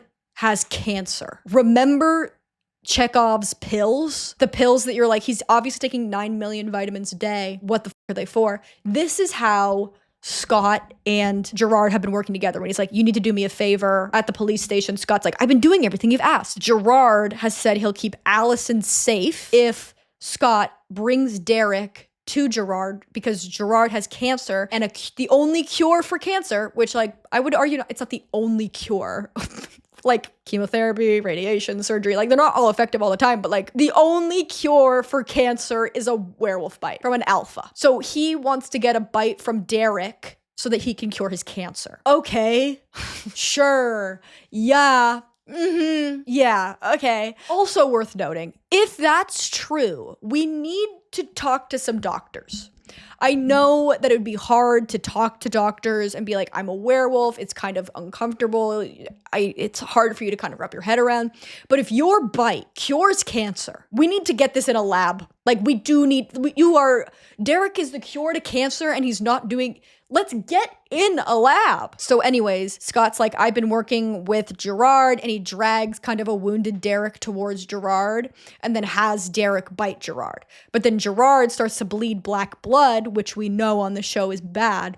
And it's because at the sheriff's station, when Gerard dropped his pills and Scott picked the pills back up and gave it to him, he switched the pills with mountain ash from the vet. And mountain ash is toxic to wolves. So then Gerard kind of just like collapses because like the wolf bite is fighting against the mountain ash. But as he's dying, he's like, Kanema, kill everyone. Great. So the Kanema's like, I'm gonna kill everyone. But then before it can, Stiles and Lydia burst through the side of the wall in their Jeep, in Stiles' Jeep, hit Jackson with the car.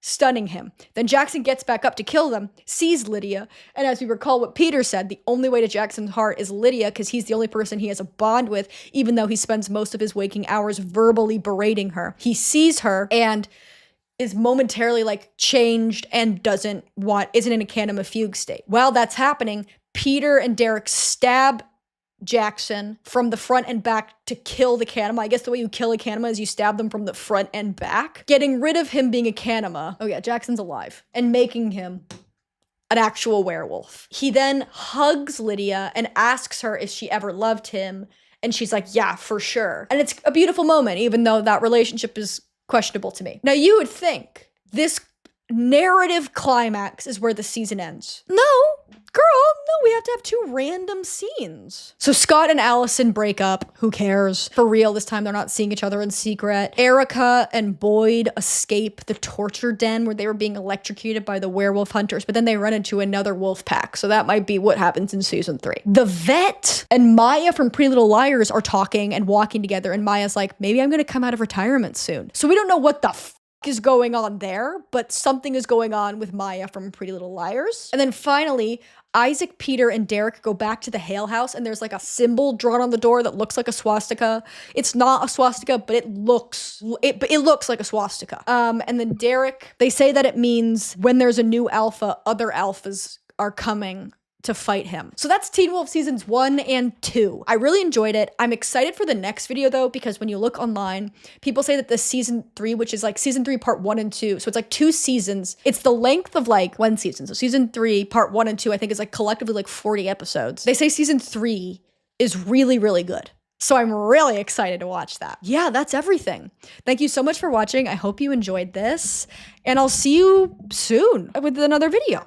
Bye.